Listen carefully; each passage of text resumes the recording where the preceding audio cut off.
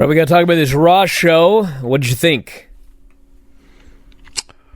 Well, like 90 minutes into the show, I was thinking, if I got 30 minutes left, it's not too bad.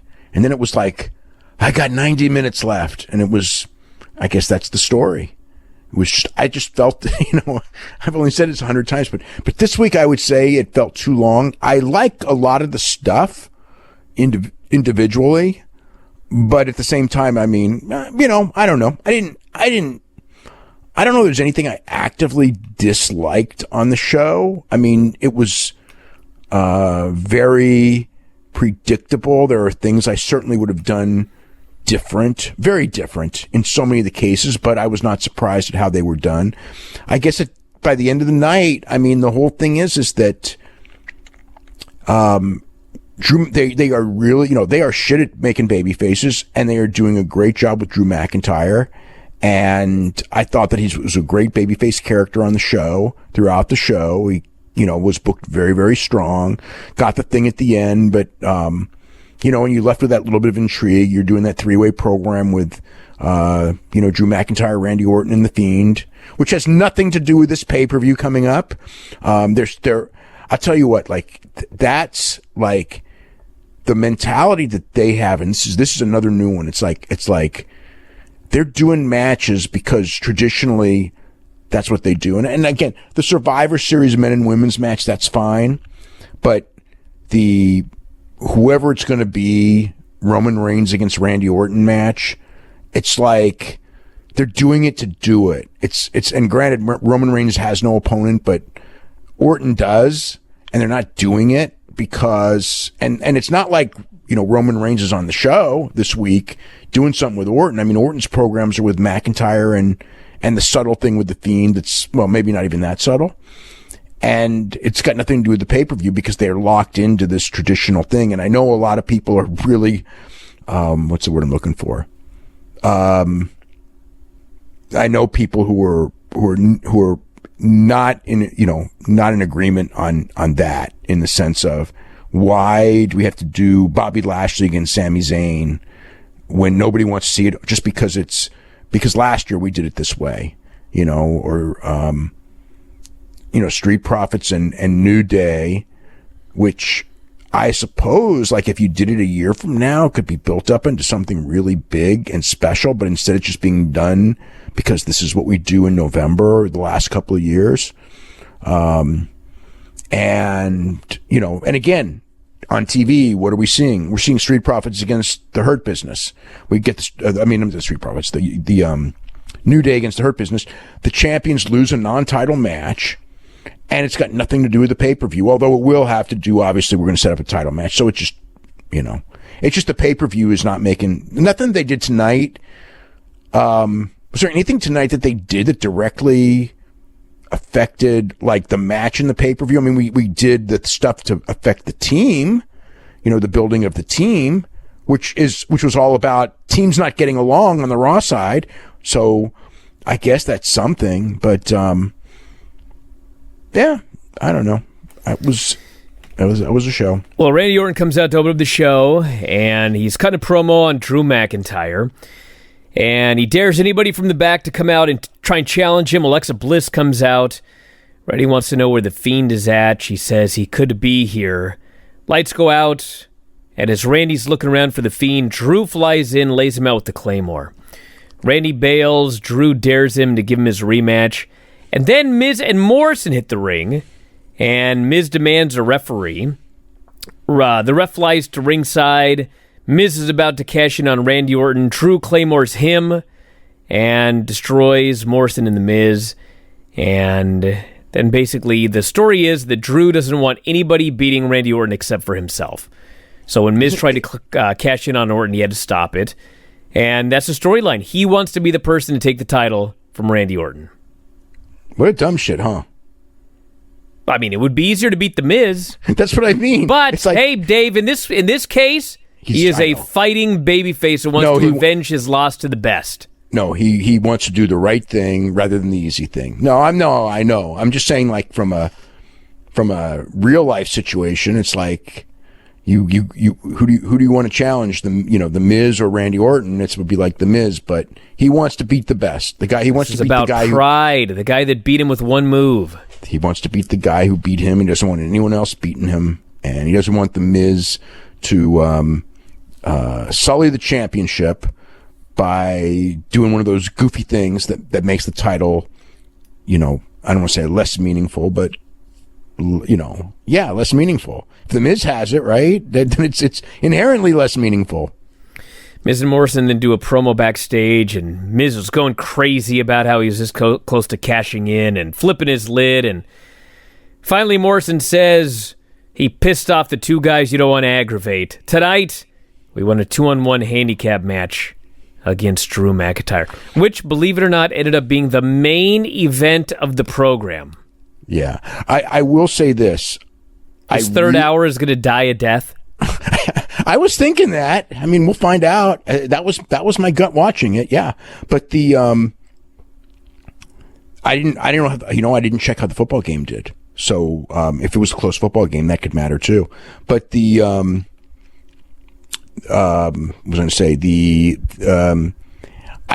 just found it so funny when Miz and they're acting all tough and everything. It's like we're gonna give him a whatever, we want a handicap match against him. It was like I thought, like, for the character of the Miz and Morrison's his sidekick, unfortunately for Morrison, but for the characters that those guys play, I actually thought that they were really good, because it's like, they're out there acting like they're real tough guys, and everyone knows that the portrayal of Drew is so much like the portrayal of Miz is not as a tough guy anymore. They've made him into a comedy mid-card heel act, and Morrison too, where their big thing is to do practical jokes and stuff like that. But when they're in there with the main guys, they just get thrashed. So they're out there and they're trying to talk tough, and it's like they're talking tough. It's like, okay, we want you 2-on-1. It was kind of funny, and got him.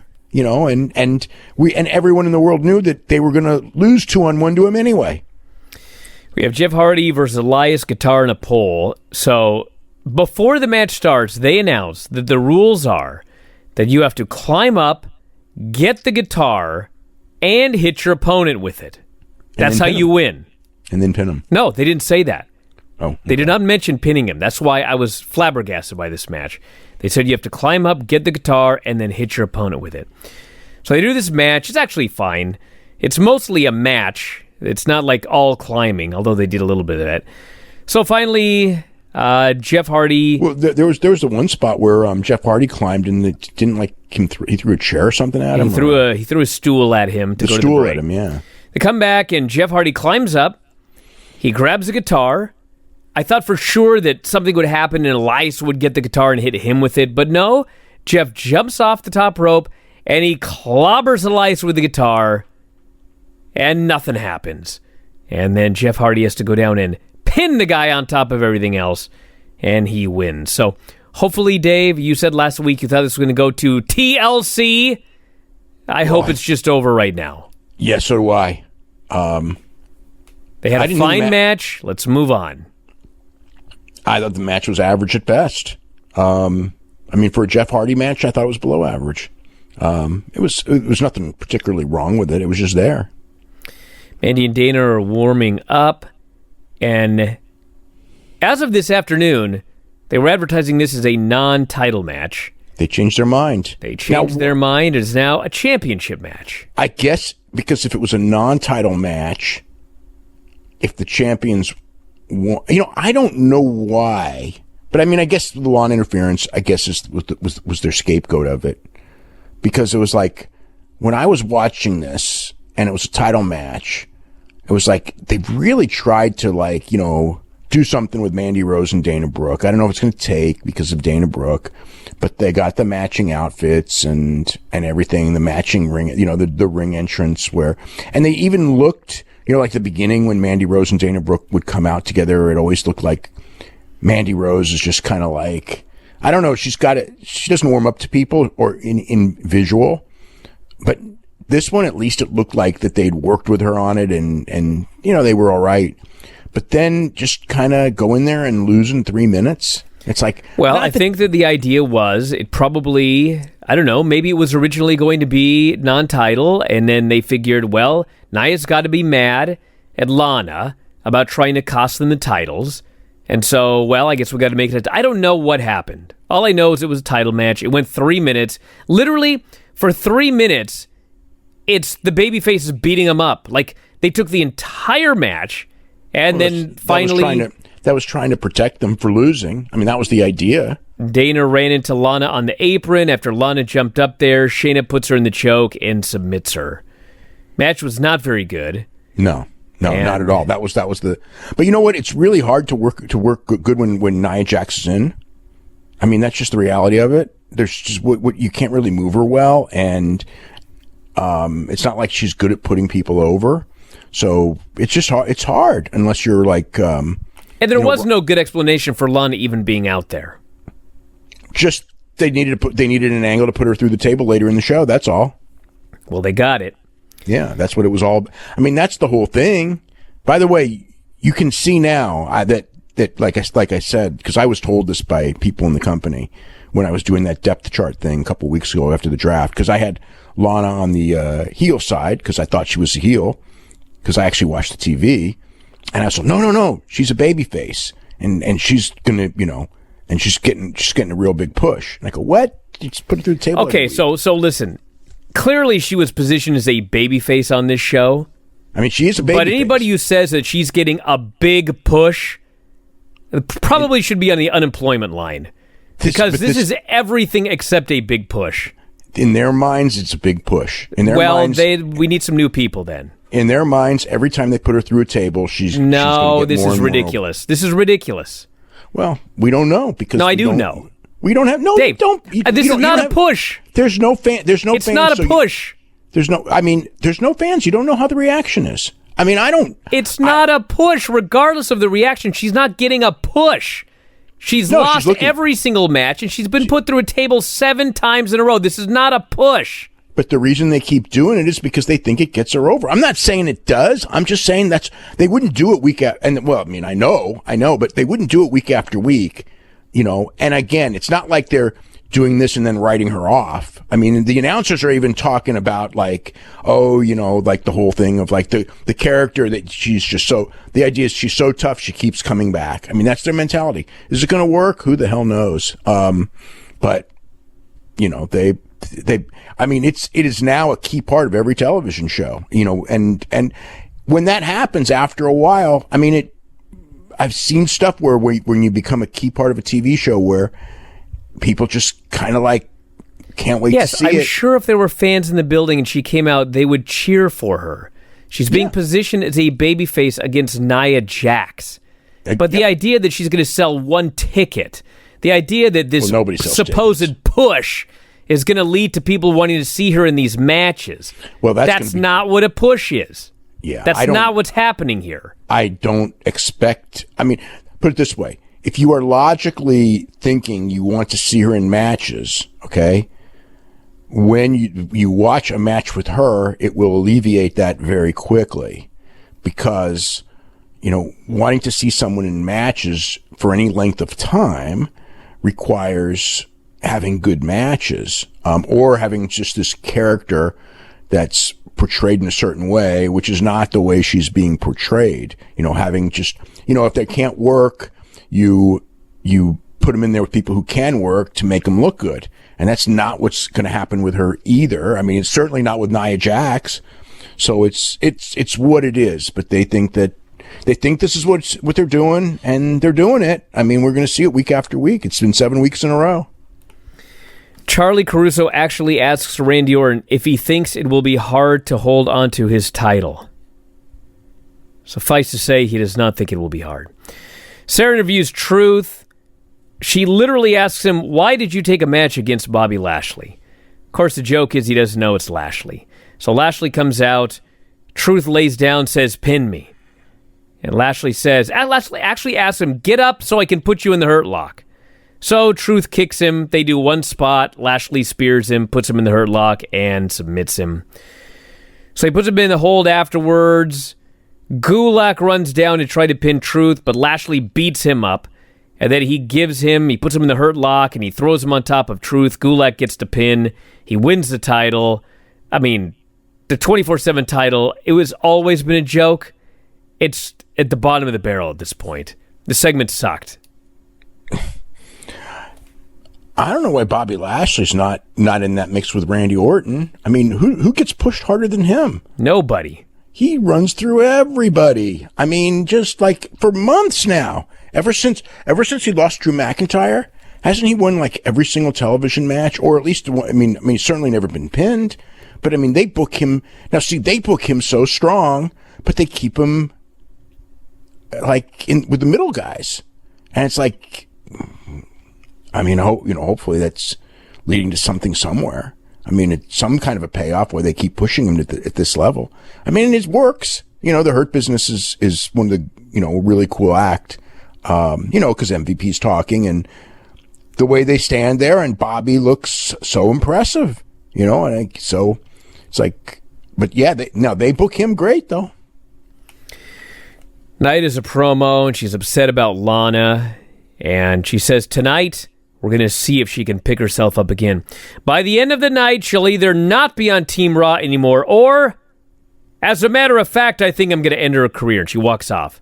Doesn't even challenge her to the match. She forgot that part. But they had a match later. AJ and his associate come out, and this was like a total time-wasting segment. AJ goes on and on about how he wants to be the captain of the team. I'm so fucking sick of hearing this. There has never, ever been any benefit to being the captain of the Survivor Series team. If they did a storyline where if you're the captain of the team, and your team wins at Survivor Series, you get a title shot, great. Yeah, but it's cool. Never meant anything to be the captain of the team. And it's all everybody is crying about on the show. AJ wants to be the champion. It's a way to get, in their mind, it's a way to get heels over as being arrogant because they think that they're better than the other members of the team. But as viewers, we don't care. It doesn't mean anything to be the champion. At least make some sort of stip. Agreed. Well, it's just the idea of trying to, like they did it with Natalya on SmackDown this week. And that sucked as well. Because there's no reason for anybody to need to be the captain. Because what's the idea of the captain? I know. Yeah. Then Keith Lee and Sheamus on his team come out, and they're bitching about the captain role. I'm like, dude, can we move on to something else, please? So then Strowman comes out. He wants to be on the team. Keith Lee says you need to qualify. Strowman says, I beat you clean a couple of weeks ago. Adam Pearce comes out, says, I'd love you to be on the team, Braun, but I'm having a hard time finding anybody who to wrestle you. Now Keith Lee's upset. He goes, first off, this guy didn't beat me clean. Sheamus then jumps in and says, listen, I've been here longer. I want this Braun Strowman. And so finally AJ says, how about we do a triple threat? If Braun Strowman wins, he's on the team. Adam Pearce likes this idea. This seemingly went 30 minutes. I know it didn't, but it felt like it. So then they had a match. It's Lee Strowman and Sheamus. And I could not really call this like a good match, but it was a fun match, and it was an exciting match. Because it was three giant dudes, and it was wild. Keith Lee tried this flip dive, almost killed himself. He barely made it over the ropes. He hit his head on the apron and wiped everybody out. They did the big dive. Strowman did like a flying high cross and put him through the dasher boards. They come back from commercial, and somehow we've gone from going through the dasher boards to Sheamus having Keith Lee in a hold. I don't know what the hell happened there. But they hit the giant stacked up superplex. Strowman tries a low blow. Lee catches it. And finally, Sheamus boots Keith Lee. Strowman grabs Sheamus, power slams him, gets the pin. Braun Strowman is on the Survivor Series team. And then, if this segment was not long enough, AJ talks Keith Lee and Strowman into shaking hands. He tries to get Sheamus and Strowman to shake. Sheamus doesn't want to. But then Sheamus hugs him. Then Sheamus bro kicks him. Keith Lee takes out Sheamus. AJ takes out Keith Lee. And then AJ's upset that he took out Keith Lee because now his team is falling apart. Everybody got that? I got it. Long-ass segment. I got it. Yep, well. Highs and lows. Strowman's in the match, And Strowman brought up, remember that Survivor Series where they put Strowman over everybody, he beat John Cena clean and everything? And he kind of brought that up without anyone bringing that up. It's like he said, he made some comment about how, I've won Survivor Series, or I've eliminated more big stars in Survivor Series than anyone. And it's like, that was begging. Like, it's like he says it and it's like it's true, but it was years ago. And I don't know that like every single fan remembers that specific match where they put him over years and years ago, over everybody. I remember it was like, oh God, they're just having him kill everyone. Which, whatever. I mean, if you remember it and all that, but the announcers really should have brought that when he said that.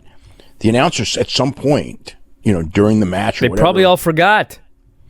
Then why bring it up if everyone forgot? You gotta explain this, or else it doesn't mean anything. Or you're talking to the people who have like those like computer memories of every single Survivor Series. And oh yeah, he's talking about Survivor Series however many years ago. And well, blah, Dave, blah, blah, blah. I think when the script gets handed in at 7:45, it's probably hard to get every single person there on the same page. That's what the frickin' meeting in the afternoon is all about, and the announcers are supposed to be. Well, dude, the script wasn't even done till after the meeting was over. Well, yeah, I don't know. The announcer should have instinct too, though. It's like you are announcing. He did say it. Explain what he said, because that was one of those things where, I don't know what percentage, but the percentage, anyone who's a new viewer, I know there's no such thing as new viewers, but you have to pretend, wouldn't know. And even existing viewers, many of them just wouldn't know. But it's a major point that this guy would be great to have on our team, because in that Survivor Series, he's just a monster in Survivor Series. And those announcers should be, what a great addition he'll be to this team. And this is the reason, because he already brought it up anyway. And they just, I don't know. I just keep thinking like, what would an announcer do that's like actually paying attention? That's exactly what they would bring up. I believe Angel Garza gave me a rose. It was you? I guess. He handed it towards me. There was no one else in the room with me. I just took it as like he's got a new mystery woman that we got to wait to find out. Like, it's something. I mean, I don't know who it's going to be. Who can it be? I have no idea. No earthly idea. I don't know either. I guess someday we'll find out, unless they just forget about it. Probably not. We'll see. Charlie's with Drew, and she alerts him that other wrestlers might in fact try to win the title from Randy Orton. Oh, that's a brilliant deduction. He says, I'm aware of that, but I'm going to be Randy Orton's bodyguard. I will force his hand to get this match. He says, well, what about Miz and Morrison? He says, well, I love beating up the Miz. I'm going to beat him up here tonight. We have a Firefly Funhouse where they actually bring up, they remind us of that fucking angle with the crucifix, because Vince is afraid to say the word crucifix and offending religious folk, so he has to change it to a crucifix, and Randy burns down the guy's shack. This was horrible shit, but they're reminding us of it to build up another match with Randy Orton and The Fiend. That's not even happening on this pay-per-view. No, I don't think so. Nia versus Lana. We have an inset promo, Dave, with Peyton and Lacey. They are a team. I know. And Lacey's got a totally new look, too. She does? Yeah. She has a completely different look from before. She appeared to be in the exact same outfit she's always in. Her hair was different completely. Wow. Well, anyway, it's Nia versus Lana, and Nia beats the hell out of her for like 25 minutes. The match is atrocious. She just beats her and beats her. Lana's selling is not good. Nothing looks good. She covers her but won't pin her. She beats her for another 15 minutes, and finally Samoan drop and pins her. And then they throw her outside and they put her through the announce table again. I think the match was like a minute long. No way. Zero chance. That match was pretty damn short. 5 minutes. Let me look at my notes here. 3 minutes. Okay, well, that's not one. Yeah. In fact, I was closer by saying 5. But the point is, it felt like an eternity. And this is Lana's push. She was squashed for 3 straight minutes, beaten, and then put through a table. Yeah, I know. Her this is like push. This is like that stupid mentality that they have where it's like, oh, people will feel sorry for her and they're going to get behind her because she keeps coming back and fighting. I felt sorry for myself watching this match for 3 minutes. So it backfired. Whatever. We're going to see more of it. We're going to see more of it every single week. That's going to be one of the things on the list of things that you got to do every week on Raw is figure out a way to put Lana through a table, and that's And someday, I don't know, what does she do? Someday I'm sure someday she's got to put Nia through the table. Yeah, but we need fans there, so it's going to be in June. Good grief! I got to watch this every week till June. Hurt Business comes out. They do this long promo. They took care of Retribution. They won a tag team title match. New Day comes out. They talk for 10 minutes. And as they go on forever, finally, this leads to New Day versus Shelton and Cedric in a non-title match. And the match itself was good once they got going. And Woods tagged in, diving DDT on Shelton. Cedric broke it up. Kofi sends him outside. And all of a sudden, Cedric and Shelton hit a double-team pay dirt on Woods, and they pin him. So the Hurt Business will be getting a title shot down the line. Probably soon. Yeah. Probably should be next week. We get this preposterous segment. Nikki Cross goes to meet with Alexa, but Alexa has her back turned. So Nikki starts having a full conversation with her back. And she's going on, and finally she spins her around, and Alexa has these vibrant contact lenses in, and Nikki has to be terrified. And in case you didn't notice her eyes, they slowly zoom in for a good 30 seconds to make sure that you can see these contacts. We have Ricochet versus Tucker. This was just hilarious. Ali comes out to watch. Ricochet beats the guy in a minute. Okay, Ricochet, everybody. Ricochet beat a guy in 1 minute. Yeah, well, and plus they changed Tucker's outfit to this he looked like such a jobber. Well, I mean, they had to get all of his heavy machinery gear out of there. Yep. So he probably just had to wear something in the meantime. He just looks like a fella. He wears this thing that says Knight, and they dropped that Knight name how many months ago? So it must be like really old gear. But yeah, he's just out there, and I mean, yeah, they got that match over quickly. But see, here's the thing. And then Retribution comes up. But so the segment before, when MVP did that interview, he basically said that we've finished Retribution, which I thought, well, you kind of have. And they're no longer a threat. And then they're in the next segment. Well, I mean, quite frankly, they're not a threat to the company anymore. They're only a threat to Ricochet and Tucker at this point. But they're still there, and they're not out there beating up announcers and security guys and fans and ruining the show. Now they're just a pleasant little act. I guess. I mean, they're no longer a problem. So, in fact, they did solve the problem. I guess. They're right there on the very next segment, beating up a bunch of guys again. They beat up Tucker and Ricochet. Well, there's still a bunch of guys. They beat a bunch of guys up. They beat him up, and then that's it. Yeah, poor frickin' Tucker. Dude, Tucker should join Retribution. I mean, he's got nothing to lose.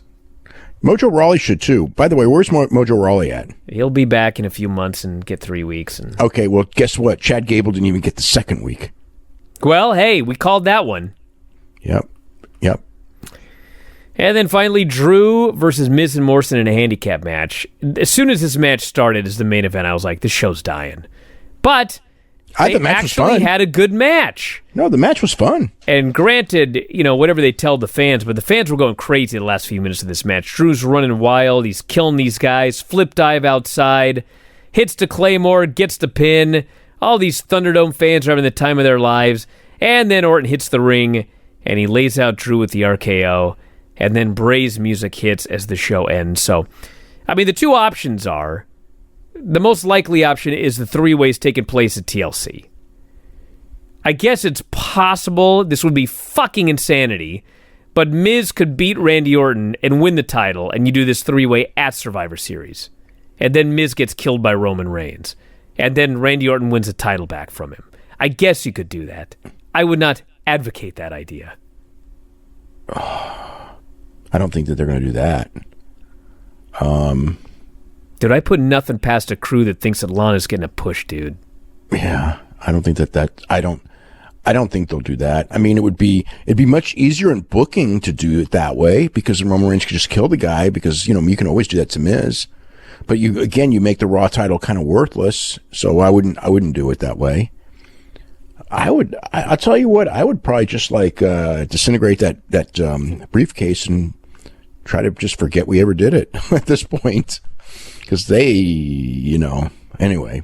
But yeah, I mean, they keep making this mention of if, which sort of should tell you that there should be some championship matches like on next week's TV.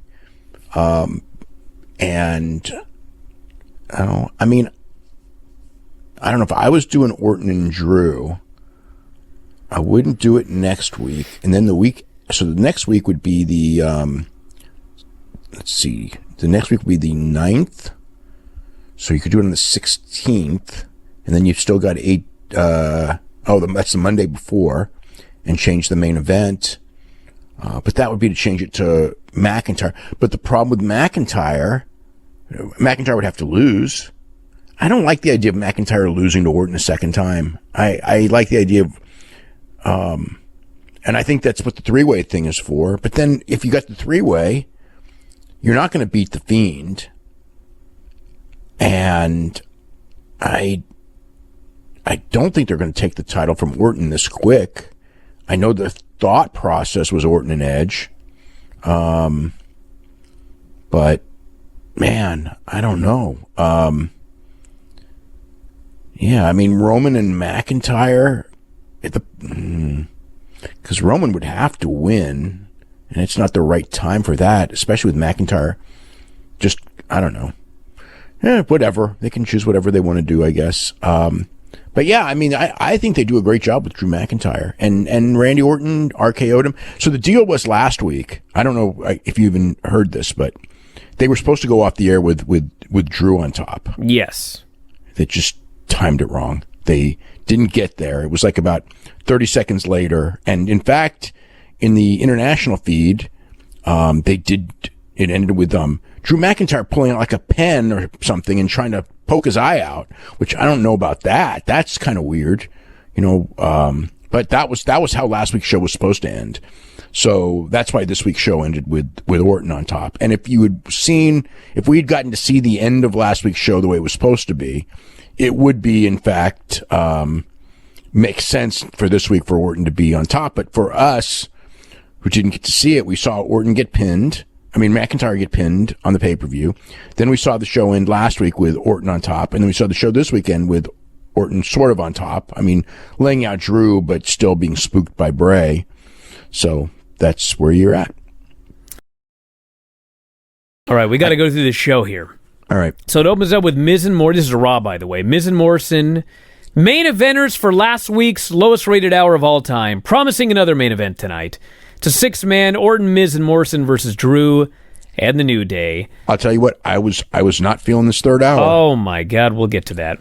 So Miz plugs a new season of Miz and Mrs. starting Thursday. They plug another episode after the show tonight. Randy Orton runs out. He cannot handle this. Outraged that Miz thinks his stupid TV show is more important than a Randy Orton match. Well, also Randy Orton a Miz sort of teased that maybe with Randy Orton out there he might cash in. So Randy Orton had two reasons to not really want to trust Miz. Orton says, "You got kicked out of the locker room years ago. I wish they never let you back in. Morrison, you left and wrestled in the minor leagues, and Miz did nothing in the meantime." I'll tell you, like, I was not, you know, the thing. This is the thing. It's like, because Vince is old, it's like time is like really whatever. You know what I mean? It's like long periods of time are short periods of time to him. And like Miz being kicked out of the locker room, I mean, that did happen. That's like 15 years ago. It's like, you're bringing this up now? Like, he's this guy's like 40 years old, and you're bringing up, oh, you know, I remember, you know, like, it's like, this is like ancient history. It's not even, I mean, it did happen.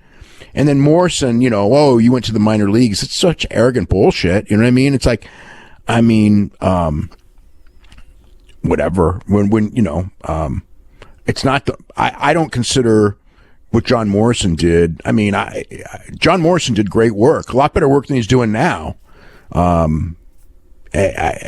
know that that's what they say, and they're trying to portray that as, but I don't know. I mean, he's a heel. He's supposed to say shit. I know, but I just think that like I just was listening to that stuff, and it was like, you're talking about stuff from so long ago that it's like, what are you going to do? Talk about what you did in grade school? Lars did that. Lars talked about grade school making kids eat bugs. So Miz says, listen, the reason I wanted this match was I thought maybe if we won, then Morrison and I could be in line for a tag title shot. So the New Day comes out, brawl breaks out, Drew hits the ring, there's 8 million camera cuts, Miz hits Drew with the briefcase, Orton hits him with the RKO, all the heels bail, and Drew smiles as the heels leave. They plug the Undertaker special, then Elias is in the ring. So his gimmick is he always gets interrupted, so he says, I'm going to sing a song right now. No one interrupts. He's offended. I'm going to sing a song right now. Nobody interrupts. So he starts to sing his song, and Jeff Hardy interrupts because there is, in fact, a three-way that apparently Elias knew nothing about because he was going to play a song. It's Elias. They announced it earlier in the show. They announced it earlier in the day. He should have known. Yeah. Elias, Jeff Hardy, and Riddle in a second chance match. So the storyline is that they have so few male stars on Raw that in order to fill up a 5-man Survivor Series team, they have to give 3 men who lost qualifying matches a second chance. Yep. So they do this match, and Riddle and Jeff Hardy did some good stuff, and Elias was in the match.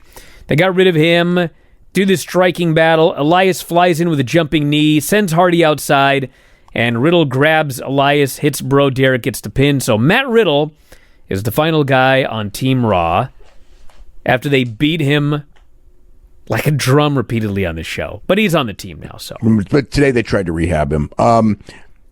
It was really interesting because the way they were doing the commentary, it was like, Matt Riddle shocked everyone. He hung with Sheamus. It's like, I think most people were shocked that he didn't beat Sheamus, but, it's like, that's kind of where they see him. It's like, oh, he's that guy who, he can hang until losing to our mid-card heels. So Adam Pearce meets with AJ and shakes his hand. Then Charlie walks up and says, what's going on over there? AJ won't say anything, so Charlie wants to know if AJ's happy that Riddle's on the team. Sheamus walks up. He's not happy.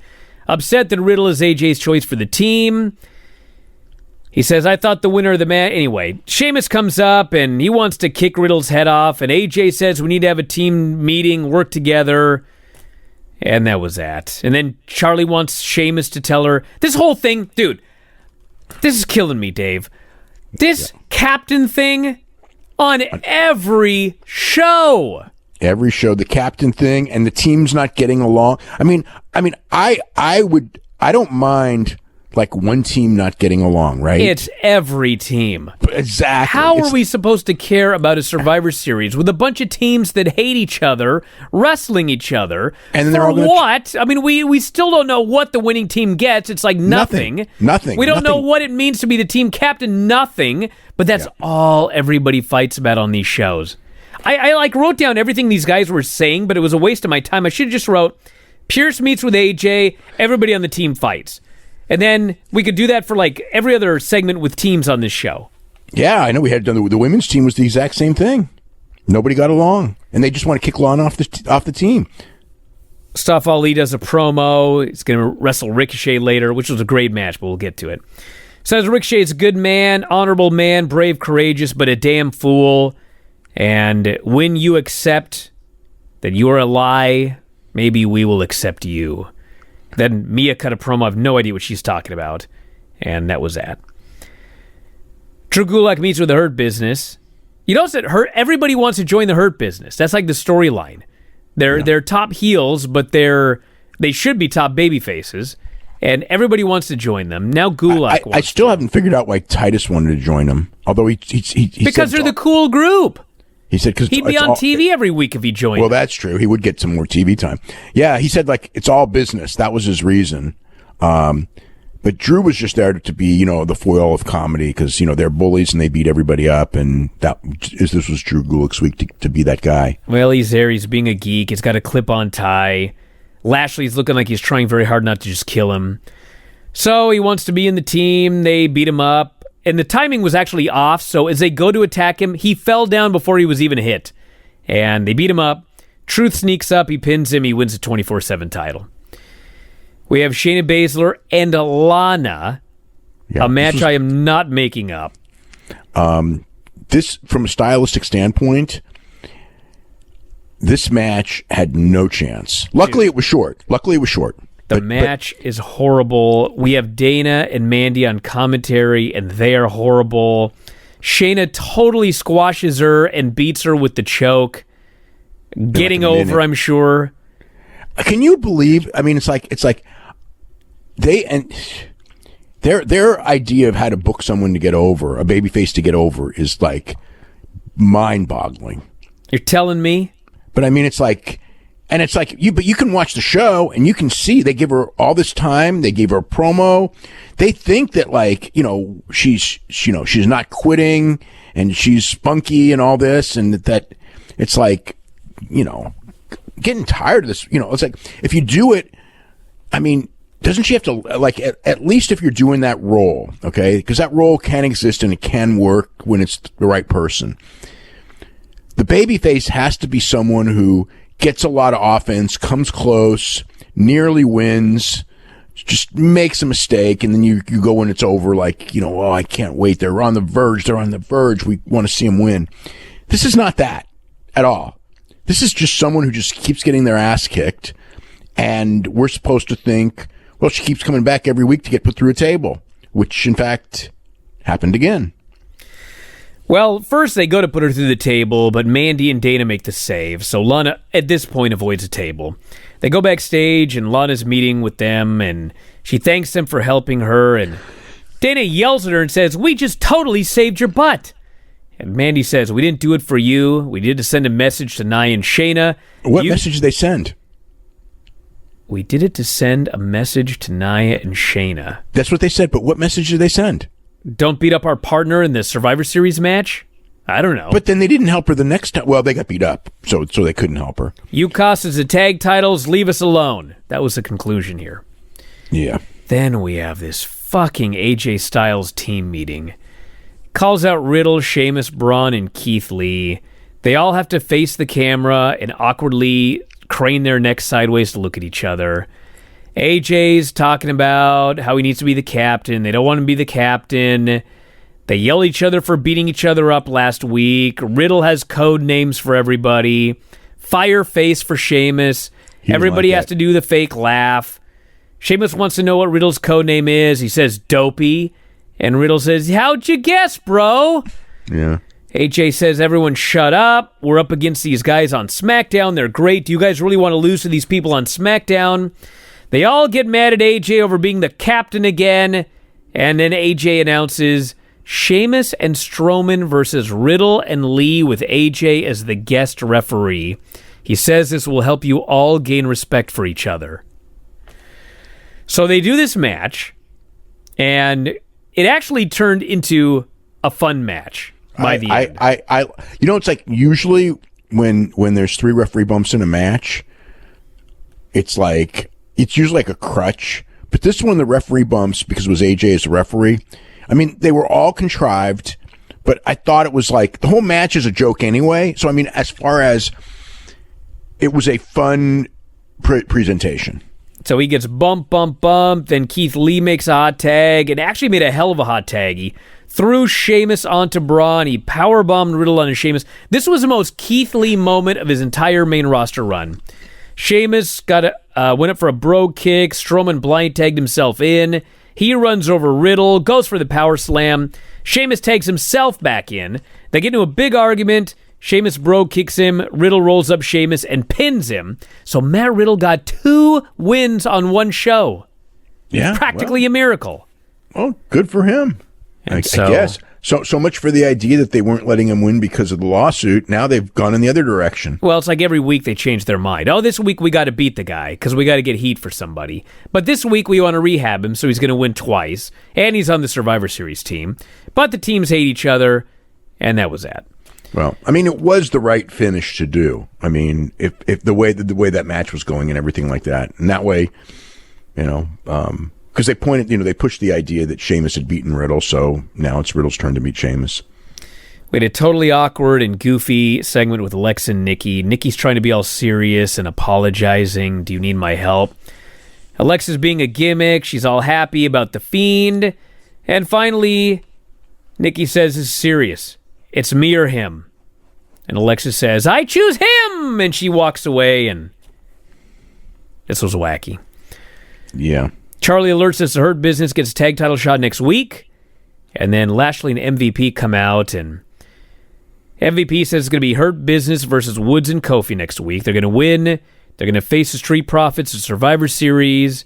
Going to win that match. Lashley's going to kill Sami Zayn. And then, yes, Titus O'Neil interrupts. He says, "You disrespected me. I asked the other week to be on the team, and you wouldn't let me." And anyway, Lashley gives him a shot at the title, vows it'll be his first and his last. And I'm sure it will. Probably is. He beat him in a minute with the Hurt Lock, and that was that. So, this was time filler, is what this was. It was something. It was to get Bobby Lashley a win on television.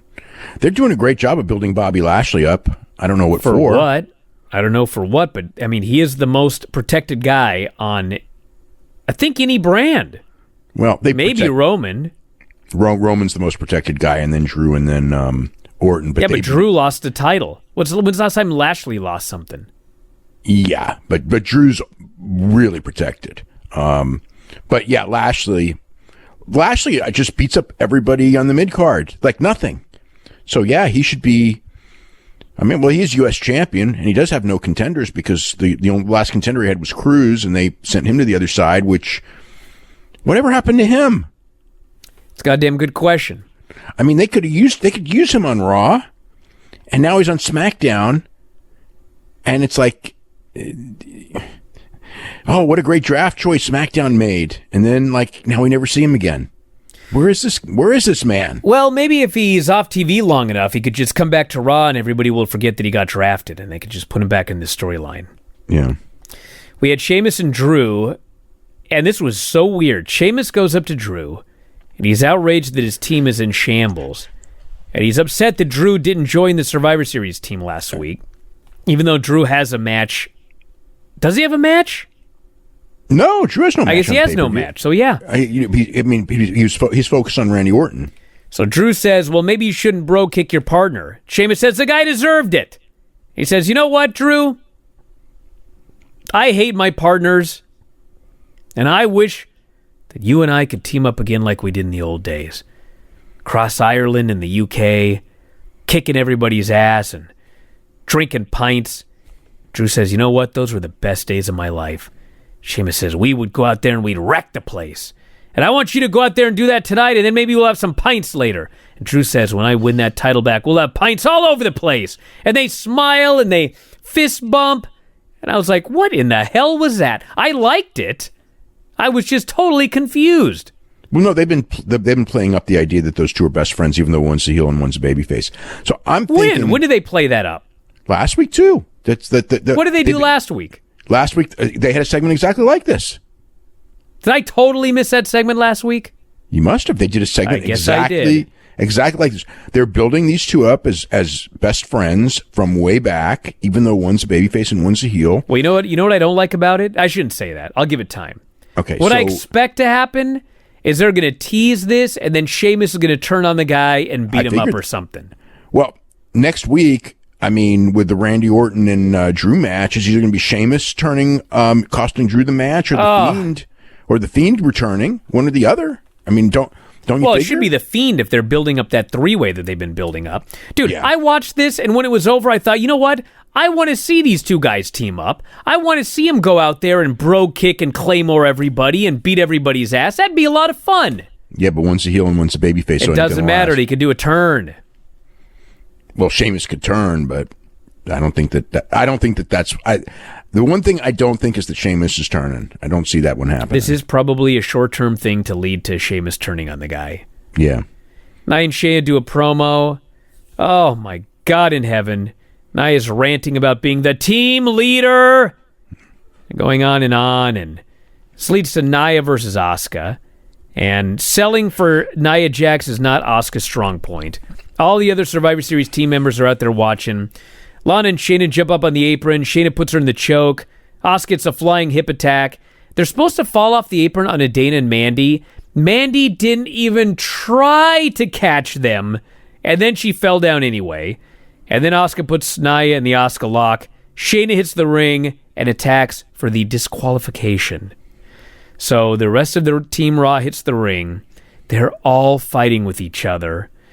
Nia throws Mandy outside, and Mandy immediately grabs her shoulder, so I hope she's not hurt.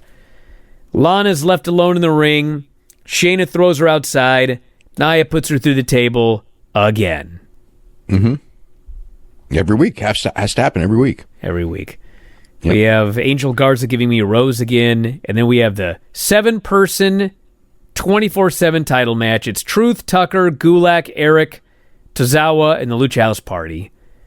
They're trying very hard to beat last week's third-hour record low. They go 10 seconds, Tozawa wins. Eric rolls up Tozawa, he wins. Gulak pins Eric for the title. Tucker pins him with a small package. Gulak reverses, he wins a title back. Tucker reverses, he wins a title back. Everybody hits a big move on everybody. Metalik pins Tucker with a flying elbow. Lindsay rolls up his partner, wins the title. Truth pins Lindsay to win the title, and Truth then bails. So there was like 7 title changes in this match and aftermath. Everybody got the title once. Yes. So I'm getting ready to just throw in the towel. And then they give us Ricochet versus Ali. Now, granted, this is not a marquee match because of the way... Really good match. Yes, but my point is, I can see people seeing this match in the third hour and giving up before it even started. But the fact of the matter is, if they stuck around, this match was great. Yep. These guys worked their asses off. This was like pre-WWE Ricochet. He's doing all of this crazy shit. He looks great. Ollie looks great. And finally, he misses the Phoenix Splash. Ollie puts him in the Koji Clutch, and he submits him. I watched this match, and I thought, this Ricochet could still go. This guy needs to get out of here. Like, whenever he can. Ali needs to get out of here, too. You've lived your dream in the WWE. Now go somewhere where he can work. Ali needs to get out. That guy's so talented. They both are. Yeah. But he's... I mean, he is the leader of a group that they've given no credibility to and have no opponents for. But I don't know. I mean, like, poor Ali. He could have been him in the Kofi Kingston spot, and his career would have skyrocketed. And Randy Orton kicked him in the head, and at least he's on TV now. Because if they sent him to SmackDown, he'd probably be another guy not on TV. Adam Pearce meets with Randy Orton and alerts him that next week on Raw, he is going to be defending the title against Drew McIntyre. Randy's infuriated. He rams Pearce into the wall, says he has a message for him to deliver. Tell this staff they can go to hell. So the main event is Orton, Miz, and Morrison versus New Day and Drew. And Randy Orton is pouting because he has to defend the title next week. And so he does nothing in this match. He won't tag in.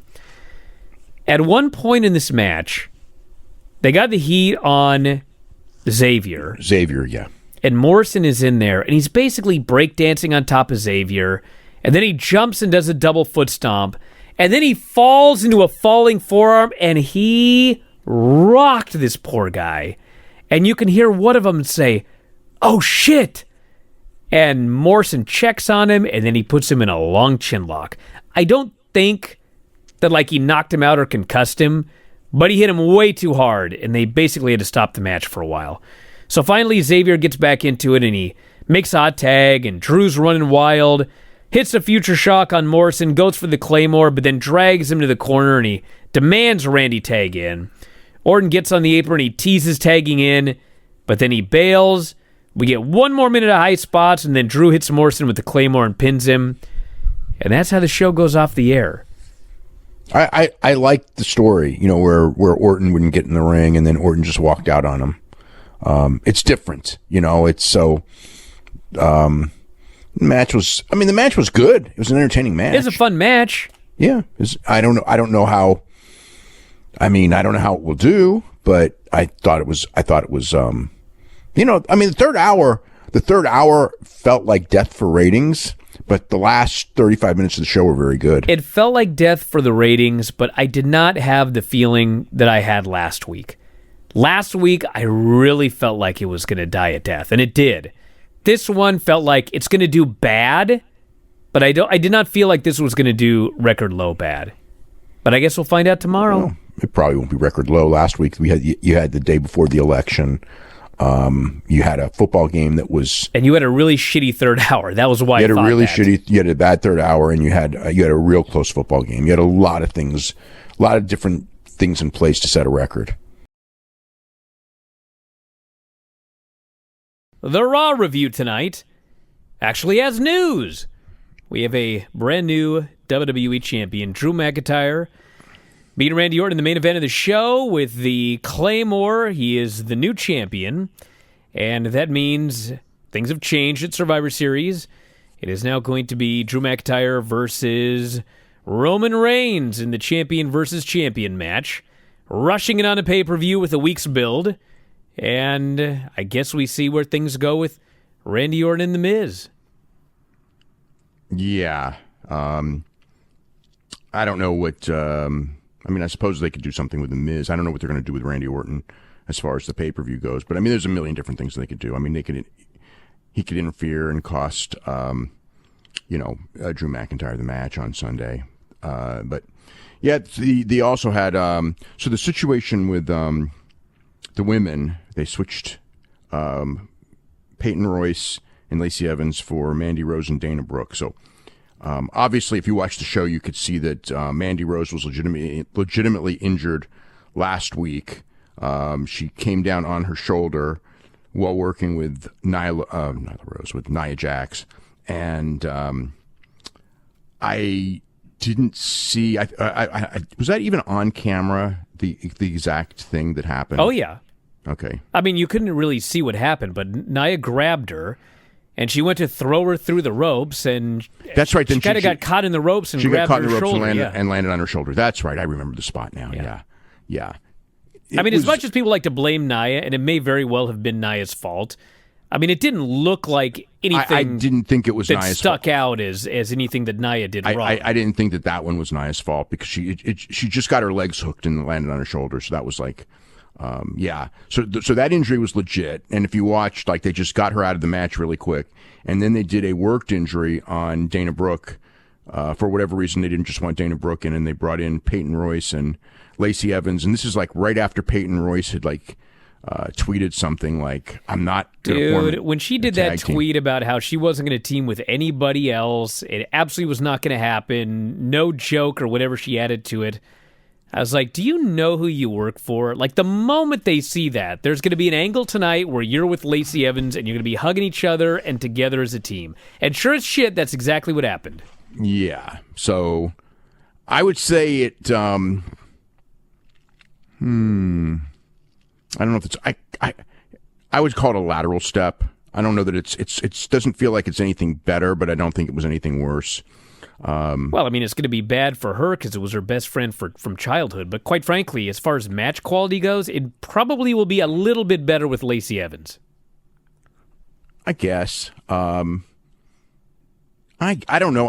Lacey is a little bit better than Billie Kay in the ring. Oh, no, I'm not talking about Billie Kay. Yeah. Lacey Evans better than Billie Kay, but I don't know. I was talking about the match itself. I don't know that. Oh, the Survivor Series match? Oh, who knows? It's. Of the four, Mandy Rose is the best of the four. But either way, that's a weak team. Shayna Baszler, Lana, Nia Jax, Lacey Evans, and Peyton Royce. That may be the weakest team. Is that the weakest team in the history of Survivor Series? I feel like there might have been some matches in the early 90s involving clowns and such that could potentially have been worse. I suppose like that one of those Jerry Lawler and the Clowns against Yeah. I suppose, when the comedy stuff. There were some really bad matches, that's true. But I mean, I would say like of recent times, modern times, it's a pretty damn weak match, a weak team. And the storyline is just so weird, because the whole idea of the whole story was that Nia Jax has been attempting to injure Lana for like every single week to get her off the team, and somehow she's not off the team, but two other women are off the team. And Reckoning of Retribution, Mia Yim is the one who injured, is being credited for injuring Dana Brooke. So I don't know, Shouldn't she be on the damn team? I mean, it's a kind of a lame way to get in there, but I mean, I don't know. she did take somebody out, so if you're trying to beat the SmackDown brand, Well, I mean, here's the thing. It's like there's all these matches where you're supposed to qualify, and then they end up just two women just show up and they're on the team. With especially no since there are angles on SmackDown where women are asking, like, can you just put me on the team? Why do I have to qualify? Just put me on the team. The rules are you got to qualify. Yeah. Well, except on Raw. Well, I mean, the injury, the injury was did kind of throw things off.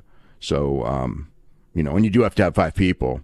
I was just thinking, like, if it's not going to be Reckoning, and it'd be weird to have like a Retribution person in it, but not that weird considering everything. But yeah, it's just a team there. So yeah, I mean, as far as the Orton thing goes, the deal is that I guess on once Drew McIntyre showed up on Friday, I guess that was pretty much it. I thought it was like so obvious that it was funny because when it happened, I go, this is so obvious that Drew McIntyre is going to win that they're probably going to do something else. But in fact, I was told that it's so obvious because that's exactly what they're doing.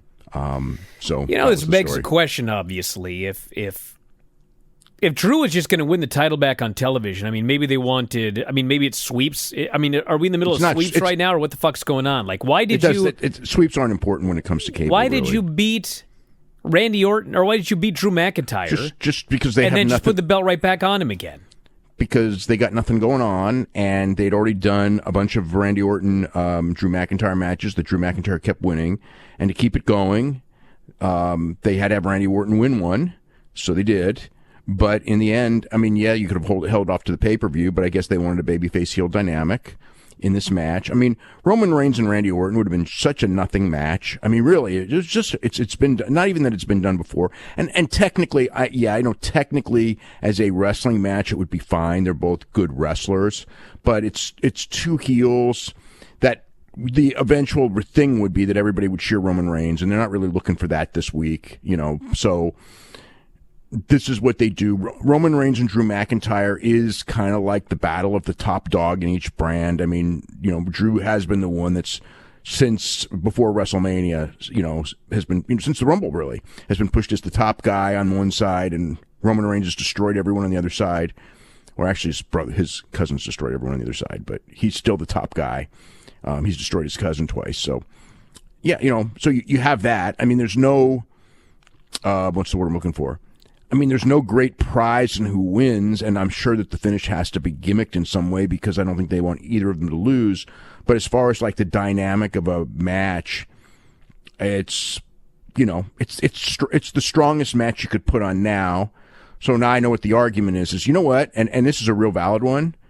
If they were going to do this, don't you think it would have been smarter to do it 2 weeks ago? So you get a couple of weeks of build of this, and then when McIntyre if you're doing Roman Reigns and Drew McIntyre like it's some kind of dream match, then absolutely should not be done on 6 days' notice. But I mean, the bigger thing to me is this is like the third time. It might be the third time in 3 straight years. I'd have to go back and look, but they switched at the end. Well, the Survivor Series is coming up, and all of a sudden they realize it's going to be Jinder Mahal and Brock. Oh well, we can't have that, so we'll take the title off Jinder. And okay. Well, this one. Probably was always the plan, whereas with Jinder, it was absolutely not the plan. And then all of a same sudden, thing happened with Jinder. The same thing happened with Daniel Bryan. Yeah, to get him to face Brock. And it's kind of like maybe Survivor Series shouldn't be champion versus champion, so we don't run into these issues. That's a completely different. Well, I mean, from day one, I told you, like, the whole idea of this card was just, this is what we do.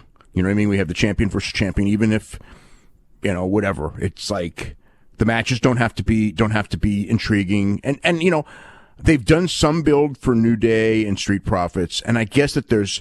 It's kind of like the new version of the old version, you sort of could say. I think that's kind of a interesting match. Bobby Lashley and Sami Zayn, there's been promos, but I think everybody sees that as a squash, even though Sami Zayn's like much better than Bobby Lashley. They're going to work it as a squash. And then, the women's match on paper is probably the best women's match. Not probably. It's the best women's match they could put on in the entire company right now. And hopefully, it'll turn out that way. So, as far as lineup goes, it is a good lineup. The build, but it is like paint by numbers, and you don't have to. But I think that's just what it's going to be from now on at Survivor Series is all the champions matches and the 2 elimination matches. And that's just what's going to be because it's, they've tradition they've this whole thing a tradition now, and they're just going to follow it, and it's an easy one because you don't really have to book anything. You just kind of throw it together, and there it is.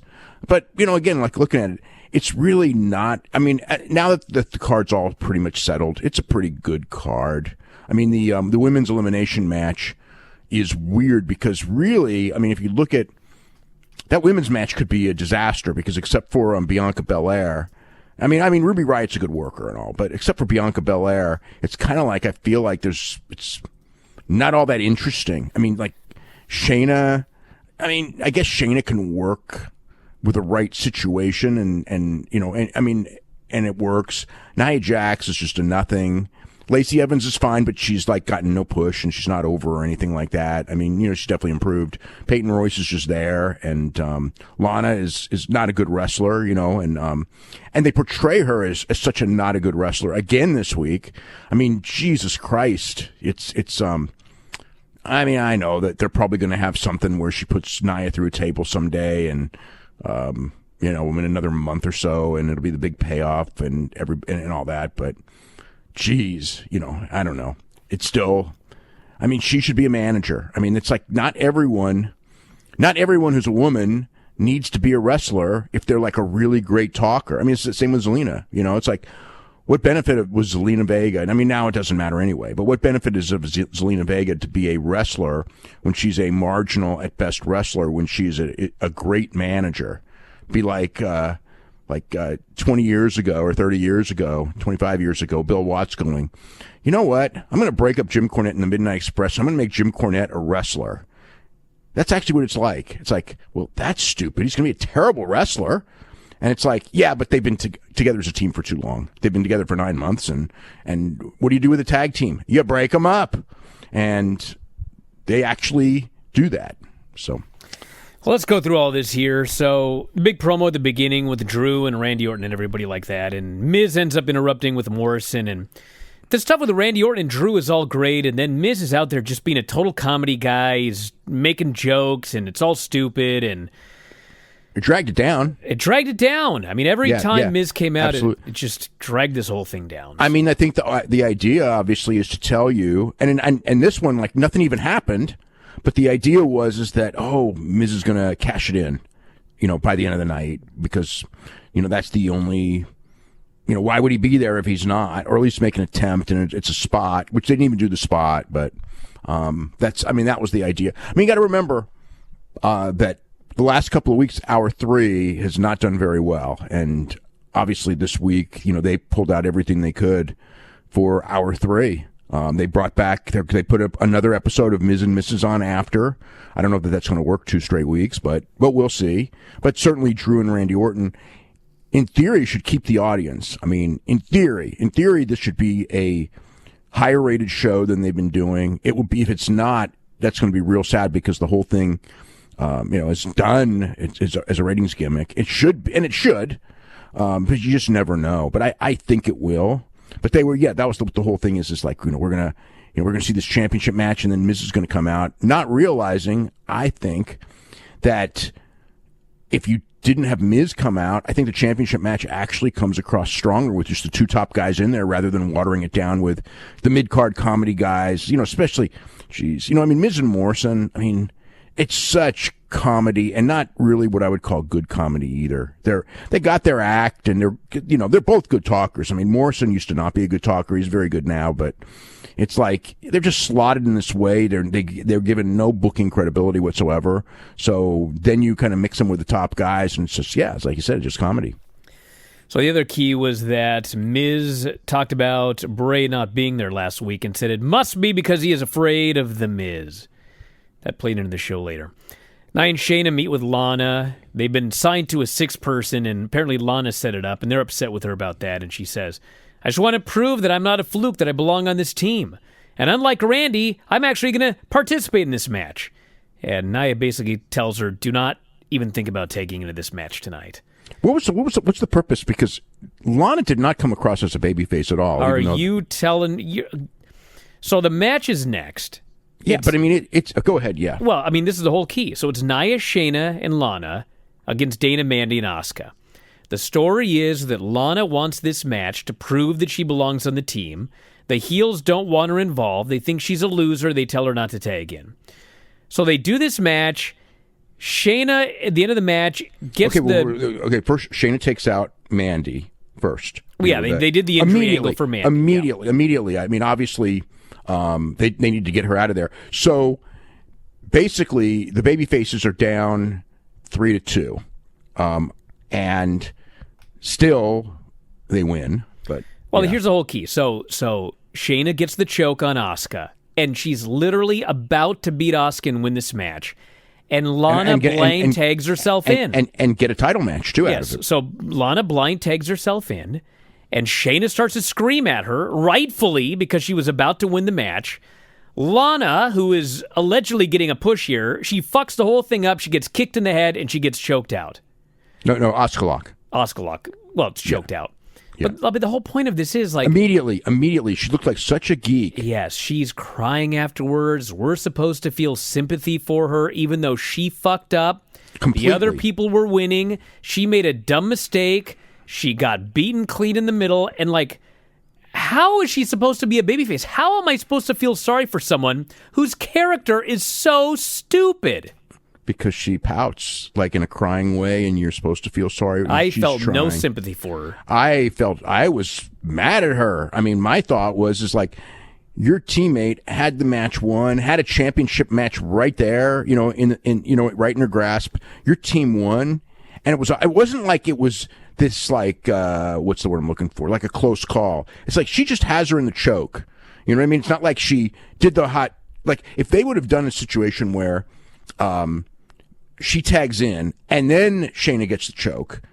Then you kind of have that, she didn't know. But she knew. She's right there. She's got the choke on. Then she tags in when her teammates got the choke on to win. And, after that point, then obviously, Asuka's way out of her league and beats her immediately. And it's like, how are we supposed to take this as the doings of a babyface, let alone a competent babyface who got beat 15 seconds after she tagged in. And, this time, when they put her through the table, they were completely justified. Literally, if you wrote down this spot on a piece of paper, that somebody has somebody else in their finisher, and somebody else blind tags in to try to steal the win, it's a heel spot. Absolutely. No, but this one isn't just a heel spot. This is just a dumb shit spot. Well, it's a dumb heel, but... So then afterwards, Nia tells her that they're really proud of her and she showed a lot of courage tonight. Welcome to Team Raw. Lana, like an absolute idiot, believes this. She falls for it. They grab her. They put her through the table. I was like, man, these people are clueless. If this is how they... What a great build for that 5-on-5 match. Oh, who cares about that? It's just the latest. Every week, there's some stupid idea to get Lana over as a babyface. It's a stupid idea every week, and this was the dumbest yet. This was the worst one, though. This was the worst one yet, though. This was the worst, yeah. And none of them have been good. It's just crazy. I don't know. It's just something that, every week they put her through a table. That's just the gimmick. The idea is, but I mean, like I said, like they could have worked it to like give her the benefit of the doubt to where she screws up, but it's inopportune. You know what I mean? It's like she's got this thing where it's like, okay, maybe it was bad judgment, but it wasn't really her fault. But this one, it's like it's 100% her fault. There's no defending her. I mean, it's absolutely not a babyface thing, but there you go. That's what they did. So the Raw men's team is all arguing backstage. AJ tells them to knock it off, says, got a huge advantage on paper. Your egos are getting in the way. None of you wants to lose, so let's do a tune-up match against Retribution tonight. Gives them all the stupid red shirts. They all leave, and then the storyline is that AJ never knew that his associate spoke English. Or had a name. How the fuck have they been communicating this whole time? That's a very good question. Maybe just, How does he tell the guy what to do? How does he tell him what to wear? How does he tell him anything? Well, we've never seen him. I mean, the guy may very well dress himself.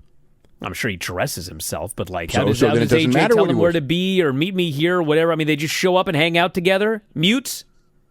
How does AJ even know the guy's his associate? He's probably got him to a contract. So how does he sign the contract? How do you sign the contract? How do you read the contract? What language was the contract in? Well, here's another one. He spoke English with Shane McMahon. He sure did. Well, AJ wasn't there, so AJ clearly didn't know this guy's the doorman. He just thinks some random guy showed up and didn't communicate with him, apparently, when he asked him for a job. Which is true, because Roman Reigns did make it clear that if you're on SmackDown, you never watch Raw. This was a stupid storyline. Which, by the way, actually, when I was watching that and Roman Reigns is making that point of, I never watch Raw, you know what I mean? It's like, that's a fine thing to say. Well, I mean, it was ridiculous, but it's also, that's the storyline. It's like, that's what he's supposed to say. I mean, we could believe that he watches it, but he has to pretend he doesn't because they're feuding. I believe he doesn't watch it. But I did love the line when he says, I don't watch Raw, and Paul Heyman in the background goes, you ain't missing much. That was awesome. But I mean, yeah. But I mean, it's like, just, I mean, you can say your brand is number one, but when you say, I don't even watch that show, what does it tell the audience? It's like, this is his livelihood and he doesn't waste 3 hours of his week ever watching this. Why would we? Other than being, masochist or something. Kind of makes him a babyface, actually. In a way, yeah. Especially if you're like someone who doesn't think Raw's an exciting show. It does make him a babyface. Because SmackDown is a good show in it right now. So we have Dana get jumped by Mia Yim backstage. And then we have the Firefly Funhouse, which is basically Bray and Alexa. Alexa challenges Miz for later. Not that it really matters, but as far as like an injury angle to put someone out for a week, wasn't that weak as shit? People take worse than that, and they're fine, and they make comebacks in the same match. And now this is like an injury to take somebody out for a week. Well, I mean, she did hit the back of her head, and they don't like to say the word concussion, so maybe we're just supposed to put two and two together. I guess.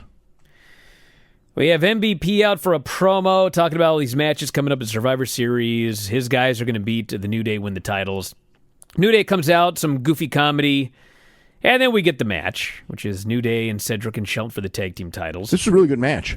This was a very, very good match, except there was one really weird botch in this match. So, Cedric gets the hot tag, or he doesn't get a hot tag, he's a heel, but Cedric's running wild, and he goes to hit this. He's going to do 3 dives. Oh, yeah, and the first dive was a total mess, yeah. He runs for the first dive, and he misses by a mile. He hits the barricade. He doesn't sell it. He jumps up, he gets back in the ring. He goes for a second dive. He sort of hit the second dive. Then he gets back in the ring, and the idea this time is he's supposed to be running, and as he's running, Shelton is going to tag him as he jumps through the ropes for the third dive, and then Shelton's going to be the legal man. Shelton completely fucking forgets. So Cedric's running, and he starts putting his hand out for the tag, and Shelton isn't there. So he slows down, hoping that Shelton's going to show up. Shelton doesn't show up, and so now he's barely walking, and so he has to try to jump through the ropes while walking. He barely makes it through the ropes, and he crashes and burns on the ground. And the referee figured out what's happened, and he just lets Shelton get in as a tag, even though there was no tag made. That was an amazing spot. So Shelton gets in, and they do a bunch of spots, and finally Kofi and Xavier hit the daybreak on Cedric for the pin. Aside from the 3-dive botch, very good match. Yeah. They got good chemistry and everything. Good work. I'm glad they're finally doing something with Cedric. He's a real talent. That they, there were people who wanted to do stuff with him a long time ago, and I guess when you just kind of at some point, every now and then you kind of get a spot, and then some people never get a spot. It could have happened that way too. Could have never gotten a spot, but he's got his spot in this tag team. Although he was the one who ended up losing the fall. So we have another Drew and Sheamus segment, and Sheamus says, I knew your mother forever. I've got something very important to show you. It's this big crate. Sheamus leaves for a second. Drew opens up the crate, and he's all touched. It's all these family heirlooms.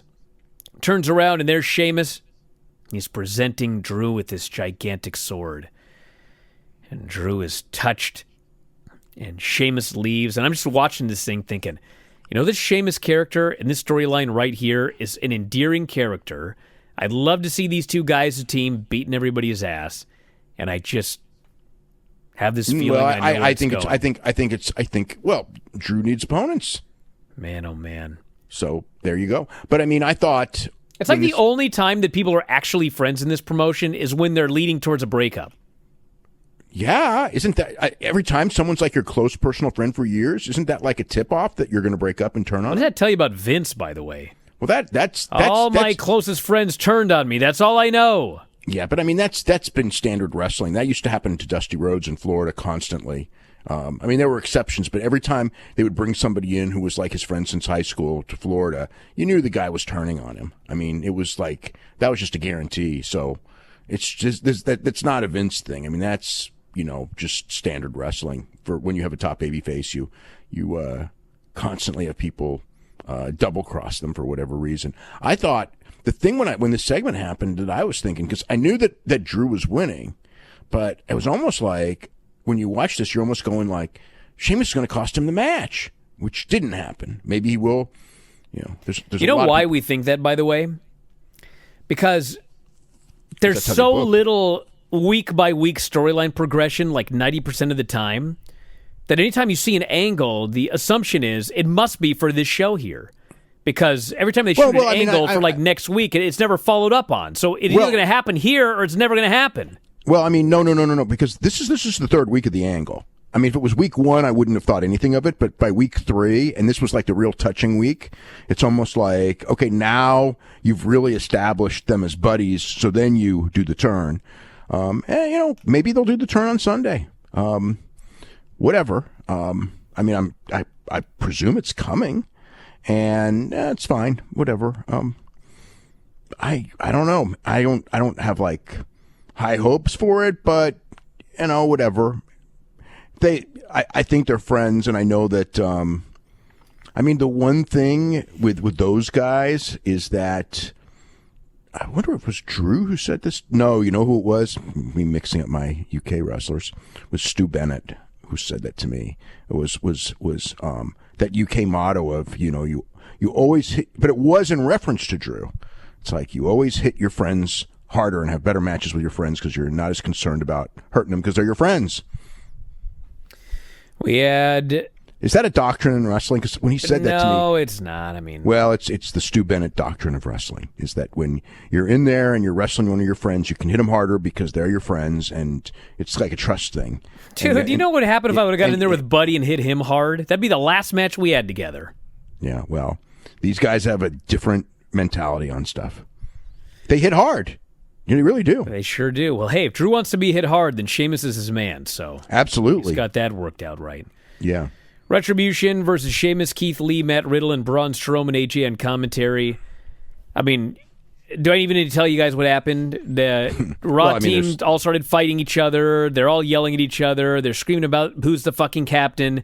And then Ali runs Riddle into Strowman, rolls up Riddle, and pins him. So Retribution actually wins a match. They are no longer on a intense losing streak. But they still came across like really weak. That was like a fluke win. Yeah, They did not come. They were being beaten on by 4 guys that all hate each other. Yeah. Yeah. I mean, it is cool that you're doing the exact same angle in the men's match and the women's match. I mean, couldn't you just do it in one? Sarah's meeting with Nikki. She asks, why are you still trying to find Lexi? She said she chose the Fiend. And Nikki says, those words last week weren't Lexi's. They were the Fiend's. I've got to go save her. I'm like, dude, give it up, buddy. And then Sarah sees Jeff Hardy. Jeff's found a wanted flyer that Elias has put out on him. He goes into the locker room where Elias is, and Elias says, I just want justice served. Powers said B haven't apprehended the person who almost ended my career. I just want answers. Jeff says, how many times do I have to tell you I didn't hit you with that car? And Elias accuses him again. Jeff grabs him, shoves him into a locker, says he's innocent. Says, if you keep accusing me of something I need to do, I'm going to do things a lot worse than hitting you with a car. So I guess the feud's not over. Jeff was great here, but I'm fucking sick of this feud. Can we move on? No, we cannot move on. Damn it. Miz comes out for another promo and goes on and on about how he doesn't want to wrestle the Fiend. He says, listen, let's work together. You screw Randy Orton and I'll cash in and both of our dreams come true. Lex comes out, basically says the match is on. Nikki then comes out to try to talk to Alexa. It's every angle you've ever seen. Alexa pretends she's her friend and then attacks her. So that friendship is apparently ended. Then we have Miz versus Bray. It was short. It was short. It was not very good. They have a botched spot where Miz is supposed to go for a kick and Bray's supposed to duck and cradle him, but he forgets. So Miz misses the kick and then just clumsily falls over the guy. Like, dude. And then Alexa runs and dives onto Morrison. They both bump over the barricade, which looks super dangerous, but presumably there's a crash pad there. And then Miz went for his clothesline in the corner. Bray just grabs the guy. Sister Abigail pins him like it's nothing. Yeah. Money in the Bank holder right there. Well, he better not win. He better not cash in because that would be, I think it's on him because they needed a guy who could not cash it in this year. Because I think that the whole idea is they're going to go strong with, Randy Orton or Drew and Roman Reigns probably losing the title anytime soon. Although who knows, because Roman Reigns with a long title run was not the idea, believe it or not. Even though it seems like so obvious, it was not the idea. I don't know what so I have no idea who the guy who was supposed to be the champion was supposed to be, because they basically have devalued everybody else. Well, then we have about 20 straight minutes of nothing happening. We have a Drew Randy video package, which was good. They announced Mandy and Dana are out of Survivor Series. They announced Lacey and Peyton are in Survivor Series. Asuka does a wacky promo about Survivor Series. Randy tells Charlie to leave me alone. Angel gives me a rose. Peyton and Lacey show up and ask if Nia and Shayna want to strategize. They say no. That's literally 1, 2, 3, 4, 5, 6, 7 segments in a row of just time filler. So I know they were promising this big main event, but storyline progression. I hope people stuck around through that stuff right there. And then, yes, we had the Drew Randy WWE title match, and they started with 26 minutes of TV time left, and they wasted about 5 minutes with this angle where Randy Orton kept trying to leave, and then Adam Pearce says, you can't leave, it's no DQ, no count out. Only way to win is pinfall or submission. They go to commercial, come back. I was watching Dragon Gate, and there was something I never knew the Dragon Gate rules. I was watching that tonight, actually, the show from the weekend, and boy, the opener in that match, the opener in the Dragon Gate, Kato Ishida and Keisuke Okuda was so good. It was better than anything on, anything anywhere. Let me see. Hiromu Takahashi and Ishimori. It's about the same. I'd say it's very different.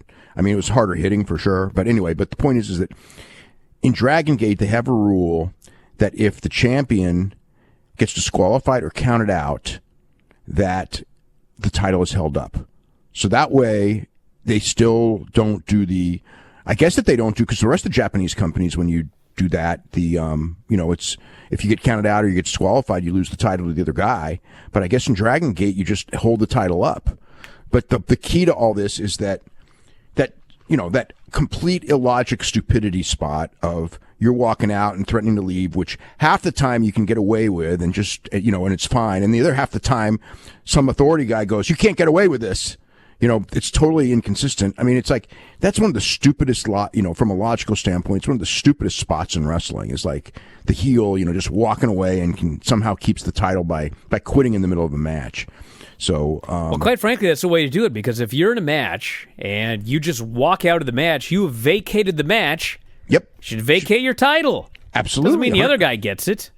You walked out. Now you don't have your belt anymore. I think the other guy should get it, but Dragon Gate's got a different rule. I mean, the thing is like it's one of those things where this thing dates back to the Bruno days, because the deal was when Bruno was champion, Bruno would lose matches on blood stoppages and countouts and DQs as well, to prolong feuds, but they never wanted Bruno to lose the title. Whereas every place else, the DQ was never a title change, but the countout and the blood stoppage were always title changes, because logically, if you're in a fight, whether it's boxing or whatever, and the referee stops the match because you're bleeding so badly, how would you not win the championship? Or, by beating a guy so bloody that the referee has to stop the match? I mean, that's totally illogical.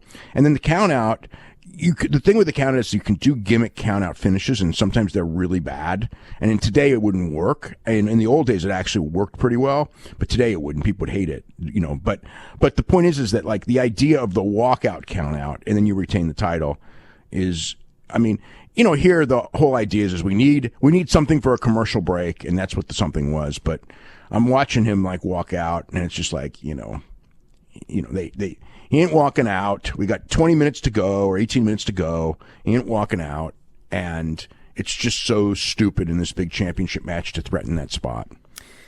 Well, once they got going, they had a really good match, and since it was no DQ, no count out, Randy's just beating him with all of these weapons and backdrop onto the announce table, that sort of thing. Drew makes a comeback. He did it twice. Drew did it back to him twice. Yeah, Drew dropped him on there, and Mr. Claymore bumped on the table. They got back in the ring. Big superplex. So the story was over and over and over. Drew was setting up the Claymore, and over he never got it. So you knew that was the finish, is that what they were building to. So Randy takes a bump through a table outside, comes up, his back is bleeding all over the place. He goes for the Claymore. Randy turns to the power slam, hits a draping DDT off the desk, throws him into the ring. He goes for the RKO. Drew shoves him off, hits one Claymore. 1, 2, 3. New WWE champion, looks in the camera, tells the head of the table to save a spot for him because he's coming over. And yeah, very good match to end the show once they got going. And new champion, which I don't think they've done in Raw in a long time. They haven't even had a champion on the Raw for the last several years. Now we actually had a title change. And there you go. Mm-hmm. That was a Raw show. Yeah, I mean, noteworthy. A lot of silliness, but very good main event. And a good tag team title match, too. Well, from the Shad Gaspard Award to Raw, the show opens up with Adam Pearce in the ring with the Raw men's team. And basically he said, everybody here, you won at Survivor Series last night, so I want you all to tell me why you should deserve a championship match. So it kind of meant something for the team to win, but only kind of, because he was just asking everybody. They'd still have to have a championship match on the pay-per-view in theory, right? So it's like, and they would all be, like those guys and Bobby Lashley, since he's protected, those would be the contenders. So like, even if they lost, it's like, wouldn't they be the like, it maybe not all 5. Well, you only had 4 because of what's his name, Strowman, because Strowman was out. But I mean, it's like, if you're going to have it, they're sort of the guys you would be picking from either way, is what I'm saying. So they all start arguing with each other. Sheamus is upset that AJ says he's the captain, and Keith Lee gets mad because he saved AJ and won the match, and he wants a shot, and Riddle's being all wacky. And finally, Pierce says, well, last but not least, let's hear from Braun Strowman. And Strowman is so fucking dumb that he doesn't get what last but not least even means. And he's very upset that Pierce said that maybe he didn't hear last. The word. Maybe he didn't hear the word not. I think that his character is a moron. And so okay. He gets very mad. But Honestly, Dave, you're defending this. Is it just no? I'm not. I'm just saying. Is it just his character? Yes. Well, I mean, in real life, he might be as well, but I'm not talking about his real life. Okay, I'm talking about this character. I just remember when the pandemic started, and he was like, and all the indie guys couldn't work, and he was like saying, "Well, tough on you," which I just thought was like, when it comes to like moronic things, and I know he never apologized for it, but I do know that he did walk back on it later, and he probably should have apologized for it, but. That was, like if we're looking at like the moronic levels of stuff and everything like that for this year, I'm not saying that that's number one, but it's it's on the list for sure. Well, I mean, at the end of the day, whether he's a real life moron or not, in storyline, he's a moron because he got mad at this verbiage, which was a totally fair thing to say. He headbutts Adam Pearce, leaves him for dead, and they go to commercial. So this is becoming. It's so funny that this is starting to become on TV almost like the Adam Pearce show. Dude, Adam Pearce is the best GM since like Jack Tunney. Well, I mean, I like it because he's like he actually plays the role without being a cartoon character. Yeah, he's not a comedy guy. He's not a heel. He's a guy who, in storyline, is out there making all the right decisions and trying to do what's best for the fans. And it's something that we haven't seen like in forever. And it's not a McMahon, and he's a good talker. Not a McMahon, he's a good talker. Yeah, I mean they picked. I will say, like for the role, they really picked a good guy in the sense that he's so well spoken and everything. So, but still, like on tonight's show, I was getting overdosed on Adam Pearce. It was too much for me. I mean. I don't know. It was a lot of quick stuff, but it's just like, who you selling? You know what I mean? It's like you're selling Adam Pearce as one of your top stars. It's like they almost have like the way they do it, the way they write, and I guess it's because of just the last 20 years. It's like this, you kind of like, this is what we do. And like, if you don't have someone, it's like a crutch. You need this authority figure. You can't go without it. And, I think that AEW's kind of proven that you don't, but they do. And I mean, he's good at it, but I was just like, man, I mean, there's so many guys sitting on the bench and there's so much that you can do with guys. And, you have to have Adam Pearce in all these segments, and he's really good at it. This one I'm blaming more on the writers. That's not knocking Adam Pearce one bit because he's good at what he does. We have footage of the Hurt Business challenging the New Day. They won a tag title match tonight, even though they lost a tag title match last week. So we have New Day versus Hurt Business for the tag team titles. This match was so bizarre. So they're doing nothing. And they cut off Kofi. They go to commercial. They come back, and like now they're beating on Xavier. We have no idea what happened. So then it spills outside, and both teams get counted out. Well, didn't the Hurt Business win by count out? No, I thought both teams were counted out. I thought so too, but they said the Hurt Business won by count out. Well, what I think happened, I mean, maybe. Because they absolutely said that the Hurt Business won. I don't know for sure, okay? And it probably wasn't. But when I watched it, this looked like a shoot double count out. Okay, when I watched it, it looked like a double count out. And that's why I was so surprised where they just said, well, the Hurt Business won by count out and the title can't change by count out. And I was just thinking like... Well, hold on, Dave. That's just weird. The problem is the announcers messed up, okay? Because the way that it continued on, where they demand the match be restarted, it doesn't make any sense that Hurt Business would win by countout and then get mad about it and demand that they restart the match. Well, what did you win by countout for? Because they don't win the championship. Well, then they shouldn't have had the guy outside. They should have thrown him back in the ring. No, I know it was a weird execution, and the thing that was the weirdest is. Did you get the feeling for a while there that they were turning the New Day? Because it's like they're coming in there and challenging, and the New Day's the one that's running off after the count out. And it's the Hurt Business that's challenging them, hey, get back in here. And they're stalling out there, and they're not coming back so quick. No, eventually they did, but it was just the way that thing was done. That's, to me, that was really weird. Honestly, what I thought, and this probably is not what happened, but I thought that they were screwing around too long outside, and the ref was counting, and they didn't get back in, and he counted them out. And then they had to scramble to come up with something to get the match restarted. No, I don't because think that nothing made sense here. You go to a double count out and then you like complain about it and then the ref just restarts the match. Like, dude, there's DQs on this show and there's all sorts of shit on this show and nobody restarts it. They did no. That was a playoff of last night when they did the count out in the women's match. No, that actually to me made perfect sense because when they did the double count out, it's like, oh God, just like right after the women's match, they did a double count out. But this time they're going to like rectify it by like doing a finish because they do that all the time. I'm sure. But I mean, they didn't even rectify it. It was the heel that wanted them to restart the match, and he pressures the baby faces into doing it, and then finally the referee just says, let's do it. Yeah, I know. No, I mean, I'll try to check on that, but I absolutely thought that was a playoff, the other thing, and that the count out was scheduled to happen in some form.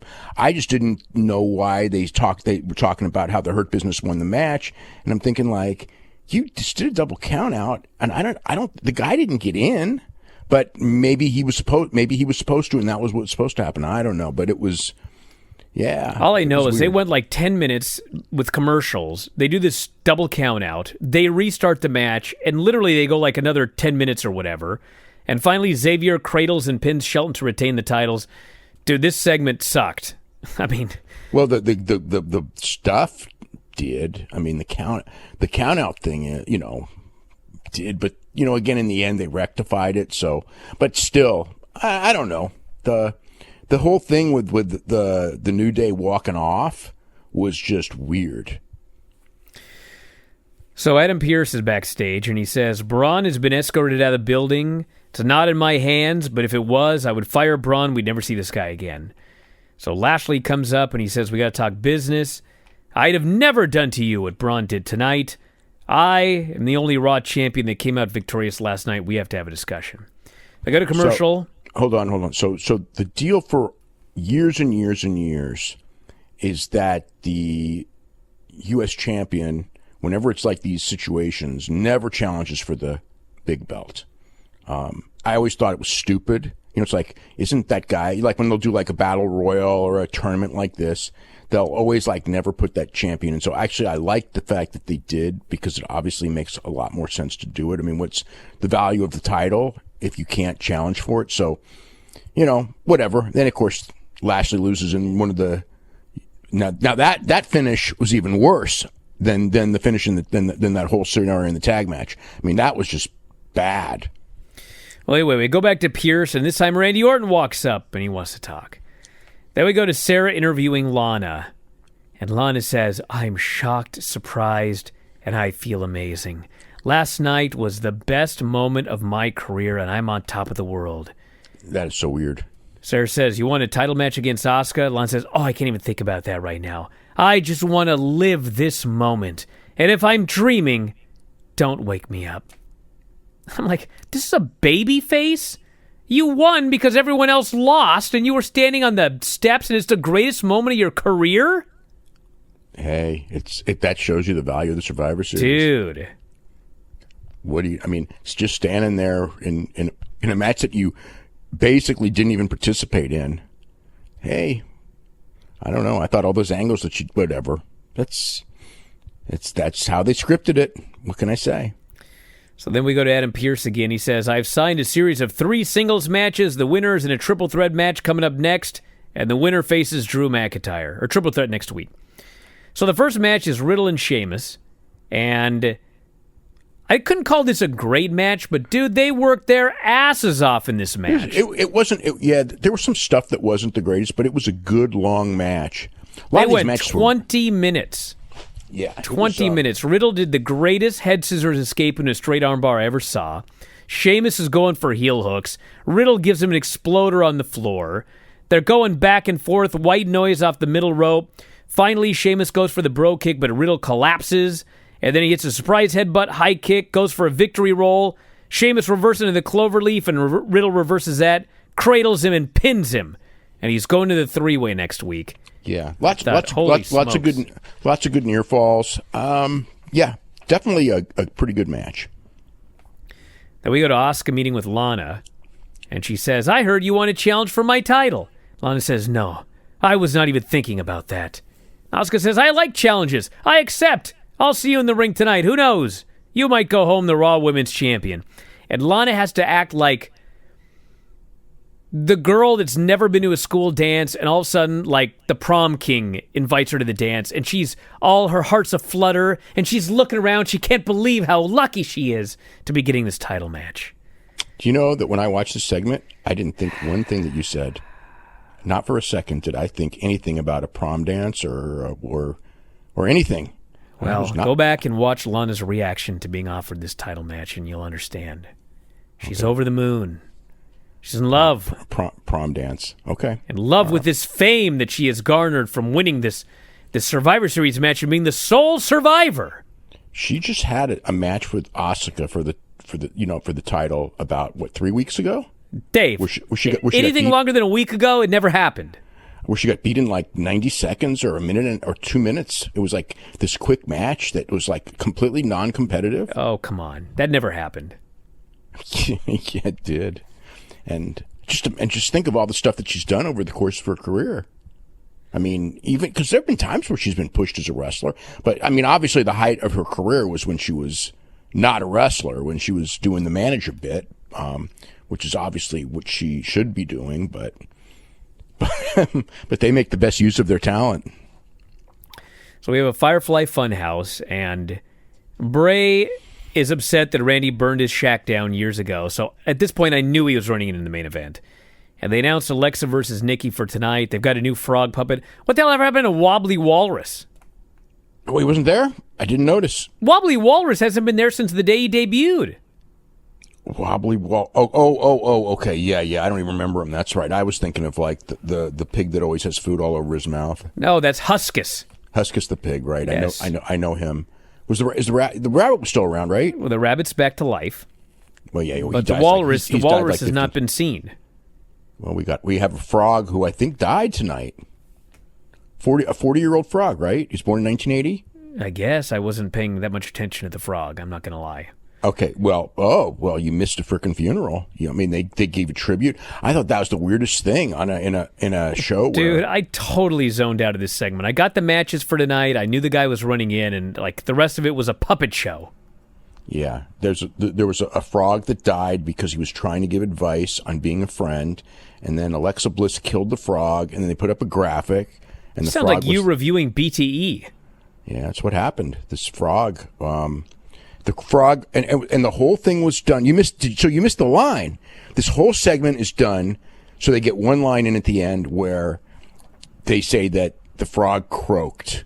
Oh, I heard that one. And then they laughed like crazy. yeah. That was the whole deal. That's the whole thing. Yeah. All right. Well, Lana faces Asuka, and she's coming to the ring, and Samoa Joe tells us Lana is a very dangerous competitor. It's like, Joe. Poor Joe. Buddy. Poor Joe. Nia and Shayna come out before the match, new commentary, and Asuka slides outside. Nia and Shayna start to make fun of her because she hasn't beaten Lana yet. So she throws water on them, and they attack her, and it's a disqualification. Yep. So they bully her, and Lana's just standing there, and finally Lana can take no more as they go to put her through the table, and she grabs Asuka and saves her, and she runs for her life. And then Nia demands... They both run away. You have the frickin' two baby faces, Lana and Nia Jax is running into the ring, and Shayna's mad, and they frickin' head to the hills until, they challenge them to a match, and then they come back for the match. But it was another situation where you got the baby faces running from the heels. It's like, what the hell? Don't ask me, dude. What? Don't ask me.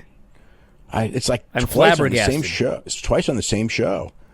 But I mean, the whole booking of Lana is so weird anyway. It's like, you book her so she's like, like out of her league as a wrestler, and somehow that's supposed to make her a babyface because she just keeps trying and she cries and all that and whatever. We don't know if it's working or not. That's like the wonderful part of everything right now is like, I mean, it's weird. It's unique. It's never been done before in this manner that I can remember. Maybe it has, but I can't remember anything. And if it has, it didn't work before. But, they've definitely got a thing, and they definitely think it's working, and they're working with the storyline. And now she's at least more competitive. When she was in there with Shayna Baszler and Nia Jackson, even for the minute with Asuka, it wasn't like she was out of her league and a joke and everything like that, like she's been portrayed up to this point. So she's like, whatever, her hard work is paying off, I guess let's talk about what actually happened in this match. So Nia and Shayna are facing Lana and Asuka, and they beat on Lana for a long time, and she gets out-tagged Asuka. Asuka's running wild. And finally, Lana wants a tag. Nia pulls her off the apron. Lana fights back. She's just trying to beat up Nia outside, and Nia goes for a spear, and Lana moves, and Nia basically puts herself not through the announce table, but she crashes on the announce table. She basically does a spear and kind of flies over the table. Yes. So then Shayna reaches outside the ring, and she grabs Lana, and she is choking her. And as she is choking Lana unconscious, Asuka rolls up Shayna and pins her.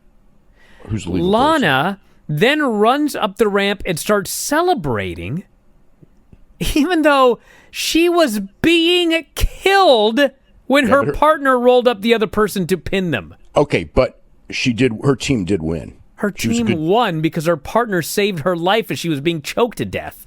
But her team won. So that was, compared to how she's usually booked, she didn't end up through a table and her team won. Those are two big victories after whatever it is, 8 or 9 weeks of being put through the table every single time. She's on a winning streak. Wow. She's got 2 in a row. She won the Survivor Series by doing nothing, and then she teamed with Asuka and she beat Asuka. Actually, no, I guess Asuka beat her because it was DQ. Didn't last. They never really explained. Yeah, I guess you're right. I guess it really isn't a streak. I don't know if that one counts, but I guess you're right. But in theory, Asuka and Lana should be getting a tag team title match. They should next week or the week after or TLC. It could be TLC. It actually could be TLC.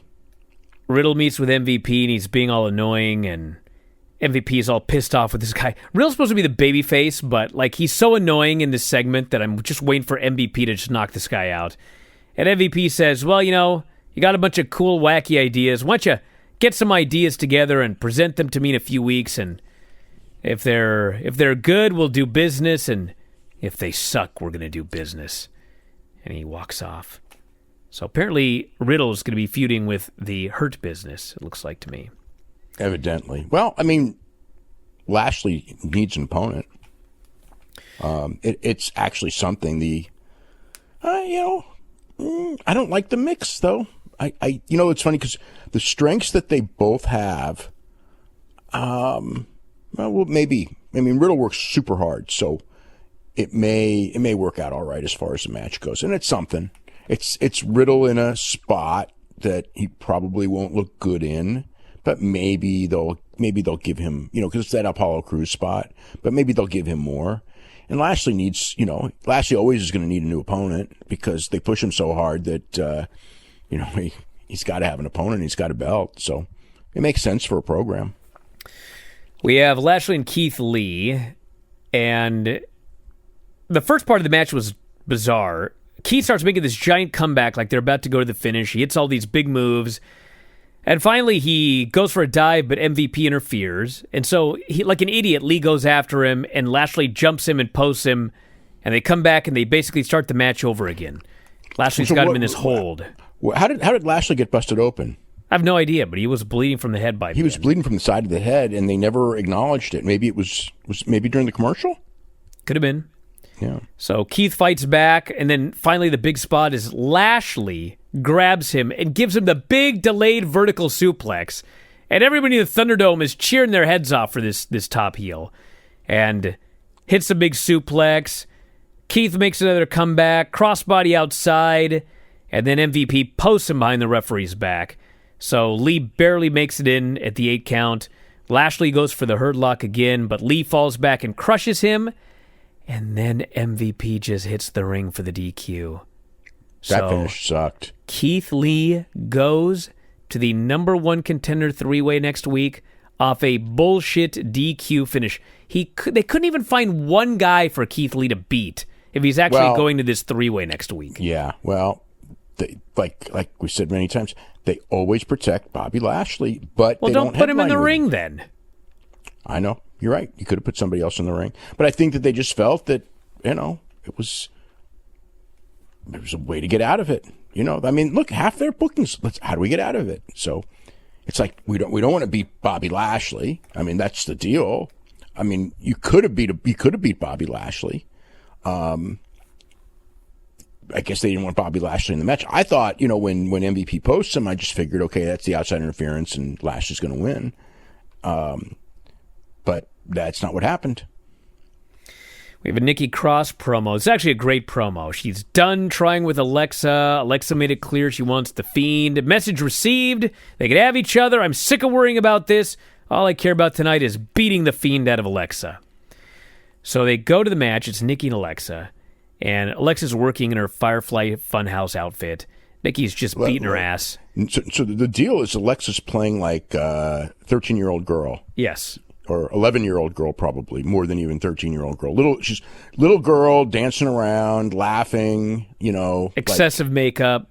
Yeah, just I mean, it's this. Okay, so this is not a wrestling match per se. This is like every spot is like little girl spot making fun of somebody spot, which is really weird because the foil is Nikki Cross, the babyface. It's a very actually most of this match was Nikki Cross beating the shit out of her. She just pounded her and hit her with that's moves when she finally and smashes her. When she finally did the comeback, but most of the whole story is that Nikki was running around at the beginning, like all mad, and Alexa's doing like this little girl stuff, avoiding her. So she kills her, and then finally Alexa falls down and she starts to cry. Now, of course, yesterday crying was a babyface spot when it was Lana, but Alexa cries, it's a heel spot. And Nikki is an idiot, and she falls for it, and she hugs her, and Alexa hits her with the Sister Abigail and pins her. That's it. Mm-hmm. And finally, Randy Orton versus AJ Styles, and they had a very professional wrestling match. Well, they're really good. Both of them. They're very good. They're really good. I mean, it wasn't an off-the-charts match, but they had 15 minutes, and 4 of it was a commercial. So, I mean, they did a couple of things, go to commercial, come back. So, really, only like 8 minutes to really do a match. 13. They had 13 non-commercial minutes. So, regardless, they do the last few minutes, and all of a sudden the lights go out, and the Fiend's music plays. And Orton gets all spooked, looks over the barricade, nobody's there. Gets back in the ring. Hits a draping DDT, lights go out again. Fiend appears behind him. He gets all spooked again. AJ hits the phenomenal forearm, and he wins. So, for those keeping track, Randy Orton's 2020 is ending with him losing the title, getting pinned by AJ the following week, and now going on to feud with the Fiend. Well, it doesn't get much worse than this. Yeah, it's tough. They, but I mean, they've been building Randy Orton and the Fiend for a while. I mean, so they had to go to it. Dude, if I'm Randy Orton, keep building that Fiend match for like 30 years and just never have us actually feud. Because that's the worst thing that can happen to a person. They're going to do it. Well, I mean, the whole thing is no matter how bad it is, he's probably going to wrestle Edge at WrestleMania, and they're going to be in a big featured match. It'll be one of the biggest matches on the show. So he's in fine shape, and he's in fine shape. I mean, it's like, Randy Orton's been in crappy feuds many times before. He always comes out of it fine. He's got whatever it is, the credibility of being a top guy for whatever it's been, 17 years, 16 years. And, he's essentially Randy Orton in WWE is as bulletproof. He's probably the most bulletproof guy in the whole company because no matter what they do to him, at the end of the day, he's got everything that they like. He's tall. He's got a good body. He's a very good worker in a certain manner, in the manner that they like. He's one of the best workers there is in the manner that they like. I mean, it's not, some people find him boring. But I mean, I find him very good, but never great. I should say never great. He's been great a few times this year, but often not great. But usually very good, occasionally kind of boring, but whatever it is, he's absolutely 100% bulletproof. That's the one thing. It's like he can feud with the Fiend. It may suck. I mean, like his feud with Bray Wyatt sucked, but he's still Randy Orton, and he's still gonna get a great program coming out of it, and he's still gonna be near the top. For probably 5 more years, maybe 10 more years. As long as he physically can go, he will always be kept strong because, he's one of those guys that Vince is old and he's got, he doesn't have that mentality that he used to have about, when you're 40, you're done, which was not always the best mentality anyway, but also the mentality of we got to keep bringing in young guys. We got to keep bringing in young guys. We got to phase out old guys. I mean, which was the old Vince. The new Vince is like time moves much slower, and Randy Orton can be on top for 15 straight years, and to Vince it's like 2 years because that's what happens when you get older. You don't and boy, I mean, I'm not saying for me because it's this year itself has been 10 years, but it is one of the things that I found absolutely fascinating is when I like hear people like talk about stuff from like, these long periods of time from the past that were like 3 years and like 7 years now is like just a blink of an eye. You know what I mean? And I go, but if you have to look at the years, this is like 7 years. And it's like, oh, because it just moves quicker when you get older. And Vince is old. So, it's just, you're going to have a different mentality and you're going to be more into this stable, older stuff. And Randy Orton epitomizes it. So anyway, I guess the bottom line is that the feud with the Fiend probably is going to be bad in the ring, but it's not going to hurt Randy Orton one iota. Let's talk about this Raw show here. We do, in fact, have a number one contender now for TLC. It is AJ Styles. Won this sudden death three-way. What's the difference between sudden death three-way and every other three-way? I have no idea. I didn't even know they could say the word death. I thought that was like a banned term. Well, evidently not. Well, I mean, as far as, like for the match, I mean, AJ had to win. I mean, number one, it's the best match. Number two, Drew and Keith Lee, it's already been done. Drew and AJ hasn't been done. They're not going to put Riddle in there. I mean, Riddle's just a frickin' goof. I mean, they're pushing him like he's a second match guy. So, it had to be AJ, and maybe it's a blessing in disguise. AJ and Drew McIntyre are going to tear the house down, and Drew McIntyre and Braun Strowman was going to be a tough match. They'll probably still end up doing it whenever Strowman's cleared, but it's a much better match. I'm just wondering because it's the TLC pay-per-view, so you got to shoehorn in all these steps. And I would rather see Drew McIntyre and AJ Styles with no chairs, no tables, no nothing like that. If they do it, it'll probably be good. I know, McIntyre will probably try to kill himself for trying to emulate some TLC match that he saw. Maybe he won't. Maybe he learned that lesson from trying to emulate Shawn Michaels in the Hell in a Cell that he doesn't need to do it again. But, if they have ladders involved, I think that it's going to be pretty damaging, and they can have a great match without ladders. But we're going to have something like that. I mean, we got that. Roman Reigns and Owens probably have some gimmick, something like that. God only knows what gimmick Orton and the Fiend are going to have. So whatever. That's I don't know about that match, but I guess it's happening. Well, they opened up with the Moment of Bliss, which is either the second or third time they've done Randy Orton on a Moment of Bliss in the last few months. And the story, to cut to the chase, is that Randy says, I feuded with this guy before. I had to find out his weakness. It was his cabin. I burned it down. Now I got to find his new weakness, and I think it's you. And so the lights go out. They come back on, and Randy has Alexa in his arms. The Fiend wants her back. Randy throws Alexa at the Fiend, and then he leaves, and he's laughing. So it's all about mind games. Alexa's out there acting like she's 11 years old. It's just so... I don't know. Not only that, she's acting 11, and so Randy is talking to her like she is 11. Yeah, I know. It's a bizarre storyline. I have no idea who I'm supposed to cheer for. I'm supposed to get behind. Okay, so the Fiend is supposed to be the babyface, but I have no idea why. Wow. Yeah, no, he is. He's supposed to be the babyface. I have no idea why he turned. Alexa doesn't come off as a babyface at all, but she's supposed to be the babyface too. Dude, Alexa Bliss and all the stuff she's done to her former best friend, she's supposed to be a babyface? I only So was Nikki's Cross a heel? No, Nikki's a babyface too. Dude, are these people out of their minds? Like, Look. can we have a psychological assay for this place? After that Rey Mysterio match the other night, or the Buddy Murphy match the other night, I mean, it's just ridiculous. It's mind-boggling in some cases. But yeah, I mean, in this feud, the Fiend is supposed to be the babyface because Randy Orton is the master heel in their mind, and he is. He really is. He's great. He's great at this. But I have no excitement whatsoever about seeing this match.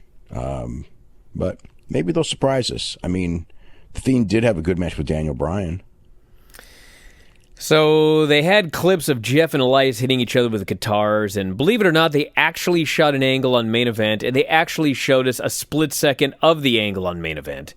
And that set up Jeff Hardy versus Elias in the Symphony of Destruction match, which is false count anywhere. You can use all of these instruments at ringside. There's drum sets, guitars, etc. So the two things about this match.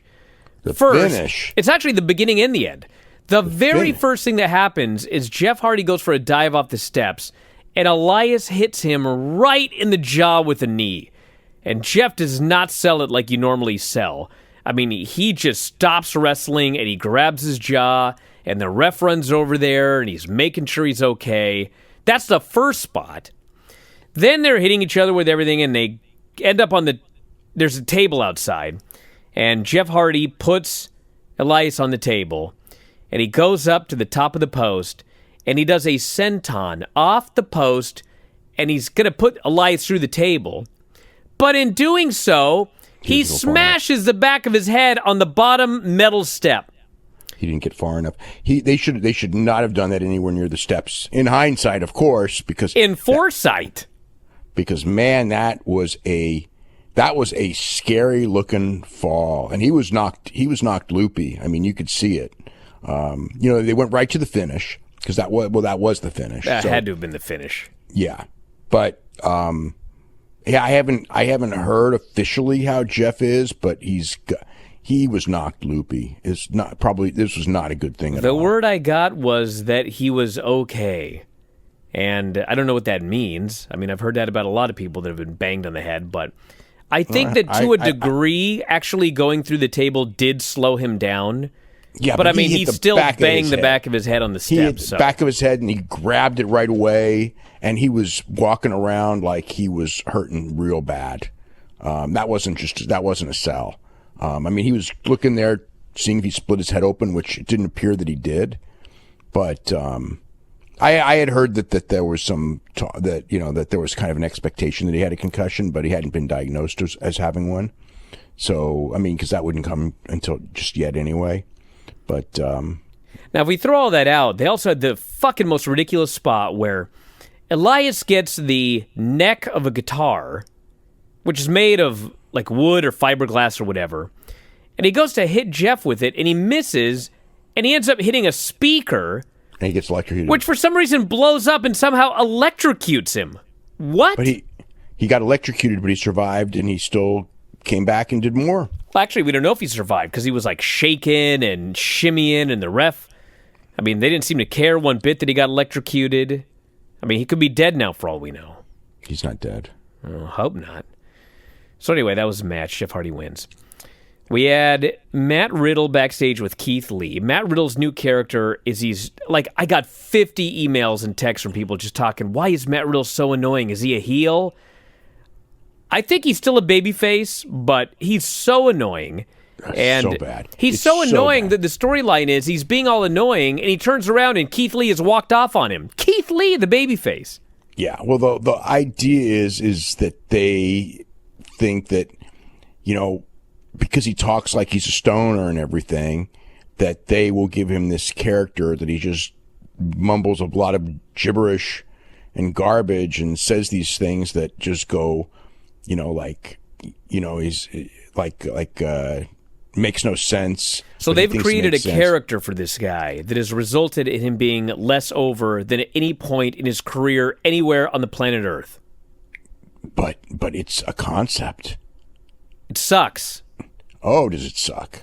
Oh, does it? Like I said, it's like it's second match comedy, and not even good second match comedy. It's just that's what it is. It's like he with that character. I mean, it's basically really bad R-Truth, because R-Truth pulls the same thing off, but is actually quite charming at it. And this is like the other side of R-Truth. Like if R-Truth sucked at this is what it would be. Not that Riddle sucks at it, because he actually delivers it the way that they're supposed to, but it's just such a bad character. And it's so limiting, especially for a guy who's actually good. It's like if like Matt Riddle couldn't work a lick, at least you would go, well, it's something to put him on TV, kind of like, what Akira Tozawa does, although he can work too and they don't let him. But, yeah, this is just a killer. We have Retribution doing a promo, and Ollie is apparently trying to recruit Ricochet by yelling at him. And Slapjack does his promo about being left a husk of a man. Ollie has turned him into a weapon, and he's going to go out there and he's going to beat up Ricochet tonight, so Ricochet learns the error of his ways. So Ricochet does his inset promo before the match, and from listening to the promo, what I got out of it is, well, simple story. He's going to go through all of Retribution one at a time, and then finally the big match is him and Ali. No. Well, like an idiot, I think this. And then they start the match, and everything's going along, and Ricochet starts beating up all of the Retribution members who run the ringside. None of this is a DQ. And then he turns around, Slapjack grabs him, hit his finish. Slapjack pins Ricochet. Mm-hmm. All right. Yeah. Oh, look. It's been done before. I mean, Ricochet's, he's the poster boy for not being able to get over someone who was thought to be impossible to screw up, and they've completely screwed him up. By the end of this thing, he's going to be thinking they're going to have him to where he even thinks he isn't good, and just happy that he's got a job. He's going to be asking to be in Retribution, legitimately. Well, that ain't going to help him any either, because that's a dead-end group, too. Well, quite frankly, it was Ricochet versus a Retribution member, and the Retribution member beat Ricochet. So at this point, he actually is in a worse position than being in Retribution. Yeah. It's not in a better position. So it goes to Retribution, he becomes Cedric Alexander. Big deal. Although Cedric Alexander is at least he's on TV every week, whereas before he was in catering every week. So I guess it's an improvement. But it's kind of like when you have these guys that are super, super talented, and they're like they do like literally nothing with them. And then it's kind of like, well, they put them on TV and don't do anything with them on TV, but they're at least on TV. You start thinking like, well, at least they're on TV. And it's just like, but these guys are like really good.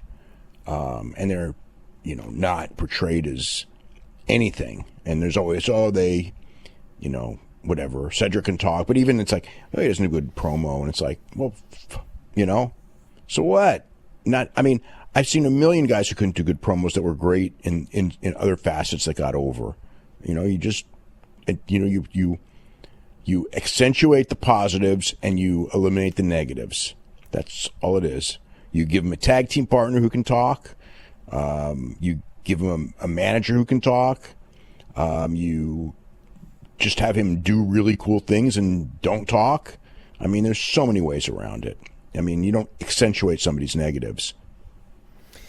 We have Miz and Morrison. You don't script him, because he's not a bad talker. He just doesn't do scripts well. But he'll never be able to get out of that. Miz and Morrison call out Sheamus for their show. And speaking of annoying, that's what I was going to say. Lord, Miz is a great talker, but I thought he sucked tonight. Oh, he's horrific. Yeah, but the thing is like, it's not him. I mean, it's so obvious that the scriptwriters have like some idea of what they're going to do, and he's supposed to be a heel, so he's being obnoxious on purpose. But this was not entertaining. This was not a good obnoxious. And Morrison, who's so freaking talented, he's another one. It's just like and he can talk better than he could before, but I just was getting nothing out of Morrison had go away heat with me, and that's hard because he's good. And Miz was just like, it was almost, I wouldn't go so far as to say like I wanted Miz off my TV. Oh, I'll go that far. But it was just dude, I was done with this show when he was in the middle of this thing. And then they're hyping up a main event. The main event tonight is scheduled to be Miz and Morrison versus Sheamus and Drew McIntyre. And Miz is out there, and he's being so annoying, and he wants Sheamus to turn on Drew so he can cash in, and Sheamus thinks the idea is dumb, and they get in a brawl, and Miz hits him with the briefcase, and I'm just watching this thinking, you know what? And Drew never comes out. The last time that we saw Miz and Morrison headlining one of these shows, it did the lowest hour in the history of Raw dating back to 1991. It was Miz and Morrison versus Drew McIntyre. And this guy's 10 times more annoying tonight than he was on that show. And they're sitting here promoting this as tonight's main event. Don't think I wasn't thinking the same thing. But they have a better, because they had the three-way in the third hour. I think the third hour may not be all that low because I think the three-way was a good match, and it was for the it was for a title shot. So I think that may. I think that the third hour will be very low, and I think there'll be a big drop, but I don't think it'll be like a record drop. Well, you also had in this match the storyline throughout the show that maybe Sheamus is going to turn on Drew. Maybe we'll get this cash in. Like, nobody likes The Miz. They're sick of this fucking guy, but a cash in is still news. So I think that might be enough. They've teased the cash in so many times. Yeah, but my point is, when they did Miz and Morrison versus Drew McIntyre in like a random handicap match in the main event, I don't think anybody thought that was going to end with a cash in. This, they were at least heavily teasing that Sheamus could turn on the guy. I mean, this was at least a little bit better to make you think that it might happen. Yeah, I still expect not so great third hour. It won't be good. It will not be good. Asuka's with Lana backstage. They have this jibber-jabber. Sarah then interviews Shayna and Nia. Wants to know how confident they are about tonight. They're still arguing about everything. They hate each other. And Shayna's upset that, listen, losing to Asuka is one thing, but Lana? And then Nia says, no more mistakes tonight. So last week, it was Asuka and Lana versus Shayna and Nia. And Asuka and Lana won a non-title match. So this week... it's a non-title match. It's another non-title match. It's like, wow. Well, wow. The idea as of right now, the idea is that the title match will be on the pay-per-view. Tag team tables match. Probably tag team tables match. Lana can put Nia through the table, actually win these titles. I mean, what the hell does it matter at this point? Man, I don't. The belts are on Nia. I don't know. I think that Asuka's already got a belt. They usually don't give people two belts. Although, I guess with the women they have, I guess they could do it. They don't have to keep them forever. But you give Lana her big win. She achieves something. She gets revenge for going through a table 10 times. Yeah. Short title run. I mean... yeah, and then and she can, they could put them through a table and then they don't have to do another job. Although Shayna's done 2 jobs now. God, they protect Nia. It's unbelievable. So they're doing this match, and Lana gets a blind tag, hits a high cross on Shayna. Shayna rolls through, puts her in the choke. Asuka breaks up the choke with the running knee, and Lana, who is pretty much unconscious, falls on top of Shayna and gets the pin. So even though they gave Lana the win again, like the story is, it's all Asuka. It's all Asuka doing this. Yeah. So there you go. Sheamus is selling his back. Drew shows up. They start to have a playful argument. Sheamus says, well, where were you? And Drew says, you wanted some must-see TV, so I watched it happen. Ha, ha, ha. Sheamus says, well, if that happens to you, I'll be doing the same thing. And they high-five, and they're all old buddies ready for their match tonight. The thing is like, they've done such a good job with Drew McIntyre as a babyface, and they didn't tonight because he doesn't come out, and then he just kind of like jokes, and it's like, wait, if that's your friend, and he's getting double-teamed. I mean, I'm just sitting there waiting for him to make the run in, and then he doesn't. It's like if you had an excuse, like he was in, the office, or something, or he was like busy. It's one thing. But I mean, the excuse is that he just didn't feel like running in and helping his friend. That's not a babyface. New Day comes out, and Hurt Business comes down to the ring, and MVP says, well, first, New Day's showing all this footage of how many times they beat the Hurt Business, and MVP comes out and says, listen. Well, they also talked about Austin Creed being on yes, they're G4 acknowledging as a host. his name is Austin Creed on G4, but on this show, he's randomly Xavier Woods. There's never any explanation for any of this, but yeah. So they're showing all these videos of all the time they beat the Hurt Business, and MVP comes out and says, well, last week, the ref raised our hands after that count out, so we're 2-2. So even though the finish was botched, they're just going to go along as if the finish was what they wanted it to be. So No. The finish was never supposed to be that. There was supposed to be no double count out. That's the referee called that. So the whole thing was that they're taking what was given, which is the fact that the Hurt Business got their hand raised in that match to make it 2-2. This was not like something that was planned. No, Dave, you're confused. What he's saying is, during that double count out, the referee raised our hands. Right. So he's taking the win for a double count out. It wasn't a double count. They won by count out. They said that on the TV last week. It was explained. The Hurt Business won the match by count out. And that's why he got his. So they won the one non-title match. We just talked about this. It was supposed to be a count out win, but the referee called a double count out because they were both outside the ring. No. It was not supposed to be. The match was not supposed to end. It was supposed to be a pinfall for the New Day. The count out was the botch. Yes.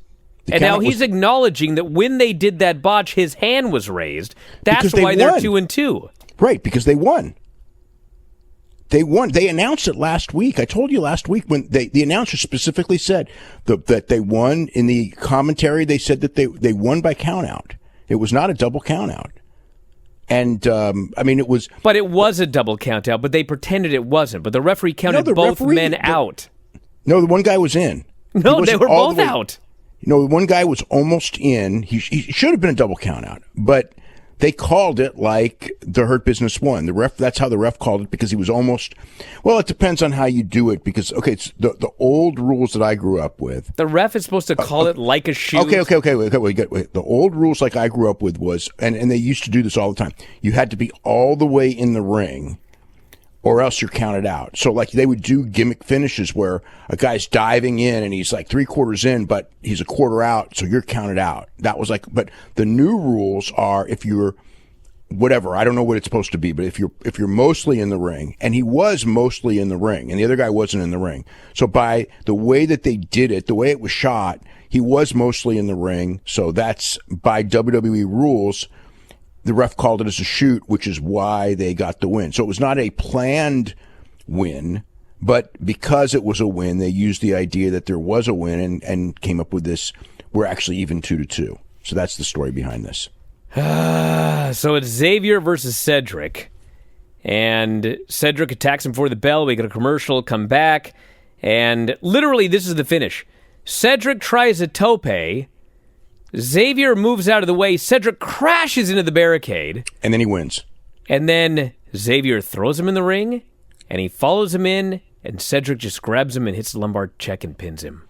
That was bizarre. Made 0 sense. Maybe he can claim that he won next week.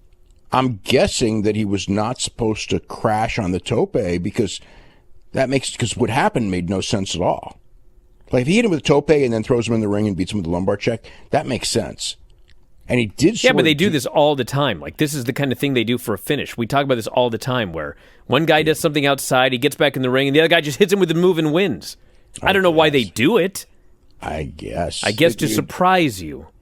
I don't know. I thought that it's this made no sense at all. It's like you're the one on defense and you just hit the move with no build, no nothing.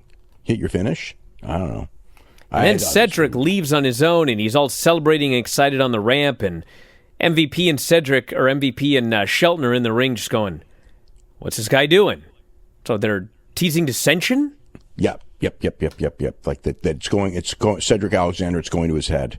That his success is going to his head, and now he thinks he's like, because in the promo he kind of said, like he made a point about how, you beat Shelton, you didn't beat me. So the idea is that he's thinking he's the star of the team, and so he was a baby face, and he's joined the heel faction, and because he's winning, it's going to his head, and so now he's gonna turn more heel. I don't know how they're going to play it out, but I think the idea is he's going to get some wins, and it's going to his head, and he thinks he's hot shit more than Shelton. That's what it sounded like to me, because he did, that promo he did like a very not so subtle dig at Shelton. So, however that plays out, I don't know. AJ and his associate are backstage, which I believe his name is now, what is it? Omos. Omos. O-M-O-S. Omos. Omos. I thought it was Edward James Omos, but there's no L. He's Edward James without the L. So Riddle shows up and he's being all annoying, and AJ says, "This is serious. This match is sudden death." I was like, okay, it's a three-way. So they start joking about, I think, Riddle's pet rabbit. I have no idea what's going on. Like, is he Saturn from 2001? Okay. Riddle has a pet rabbit named Skipper, and Omos is evidently friends with Riddle since he knows about his pet rabbit. And AJ is like, "What are you doing talking to him, being friends with this guy?" And then Riddle goes to AJ, and it's like it's a compliment because, the rabbit can jump and you can jump, and the rabbit's cute and you're cute, and what was the other thing? Oh, and the rabbit's furry and you're furry, and AJ just doesn't want to hear any of this. Nor did I. Hearing that recap right there. My God. Well, at least we had a good match. Keith Lee, Matt Riddle, AJ for the number one contendership. And God forbid they close with this, by the way. But they had a very, very good match for the number one contendership. So first, Lee is just running wild. Leapfrog both guys at the same time as they're both running underneath him. Launches AJ into orbit. Riddle then gets a chance to shine. Big dive to the outside. Multiple sentons in the ring. Tries a triangle armbar on Lee. Lee just curls him and swings him into AJ. Keith pounces him halfway across the ring for a near fall. AJ then makes his big comeback, runs wild. They're trading Germans and German attempts. And finally, Riddle hits a knee on Keith Lee. Turns around. AJ hits a phenomenal forearm. AJ pins Matt Riddle. He is now facing Drew McIntyre at TLC. This match was very good. Yeah. So then Charlie wants to know if Miz and Morrison have a new strategy now that Drew and Sheamus are still on the same page. Miz does the most annoying promo in human history, and it reminds me that they are main eventing this 3-hour show. This is where the plunge occurs. Yeah, maybe. So it's supposed to be Dana versus Reckoning, but Reckoning gets in the ring, and the first thing that happens is her mask falls off. So it's like all the announcers have to pretend that they've never watched NXT. They have no idea who Mia Yim is. I mean, she's just right there as Mia Yim doing this match. I know. I thought that they might stop it so they could put her in, but it's live TV. I guess that's the she just does the whole match as Mia Yim, but they never acknowledge, Not for a second. Well, they can't. I mean, they can't acknowledge it, but it was just very weird. I mean, why can't they acknowledge it? Because that's the storyline, that these are all people from the Performance Center that are disgruntled. Now we know who one of them is. I mean, them not acknowledging it is like NXT is a nothing television show that these three announcers, including one who was NXT champion, don't even watch because they can't identify Mia Yim. I'm sure they were told not to identify her because that wasn't the plan. The plan is that she's a masked woman, Reckoning. Well, Dana makes a comeback. Ollie jumps up on the apron. Mia tries a kick. Dana rolls her up, pins her. That was a surprise. And then Ollie yells at Mia afterwards, saying there is no failure in retribution. Even though that's all they do. Well, they had to win on this show over Ricochet, so. I mean, they were on a streak until Mia screwed it up. Yeah. But yes, another angle here where we're teasing dissension. We have Miz and Morrison meeting with AJ, And they're being all annoying, and AJ says, listen, I'll help you. I'll help you cash in. And now Miz is all confused. Why would you help us cash in? AJ says, well, it'd be much easier to beat you than Drew. And Morrison says, he's right, you know. That was actually pretty cute when he said that. I thought that was pretty funny. And then AJ says, I'll see you out there. So, annoying Riddle meets with MVP. He says, losing sucks. At least I had an opportunity, unlike Lashley, since you cost him the match. But hey, we got a lot of free time now, bro. I can give you some of my business ideas. And MVP says, your ideas are dumb, and I'm glad you lost. And he slaps him. So Riddle goes mad, and Lashley comes in. He puts Riddle in the Hurt Lock. So a week ago, I would have been all in Riddle versus Lashley, but they are killing this Riddle character for me. Yeah. But it'll probably be Lashley's, some of Lashley's better matches, but I don't really, I'm not so excited about it or nothing, but it'll probably be pretty good. So Keith Lee meets with Sheamus, and even though he lost the number one contendership match there when he wasn't even pinned, all he cares about right now is, you better not turn on Drew McIntyre. And Sheamus says, well, first off, it's none of your business. And now if you'll excuse me, I'm going to go turn on my partner. Fella. And he walks off. An in-ring interview with Charlie and Drew. Not much to it. Looking forward to TLC. Vows to take out Roman at some point. And she asks him about, of all things, The Miz. And he says, dude, the briefcase is the only thing that's keeping you relevant, so don't bother cashing it in. So the main event is Drew and Sheamus versus Miz and Morrison. And they do the match. Sheamus is in there. He makes the hot tag to Drew. Drew's running wild. He goes for the Claymore. Sheamus says, no, give me the tag. And so Drew goes over to tag him, and right as he's about to, Morrison yanks Sheamus off the apron. AJ then hits the phenomenal forearm because he was doing commentary on Drew. It's a DQ.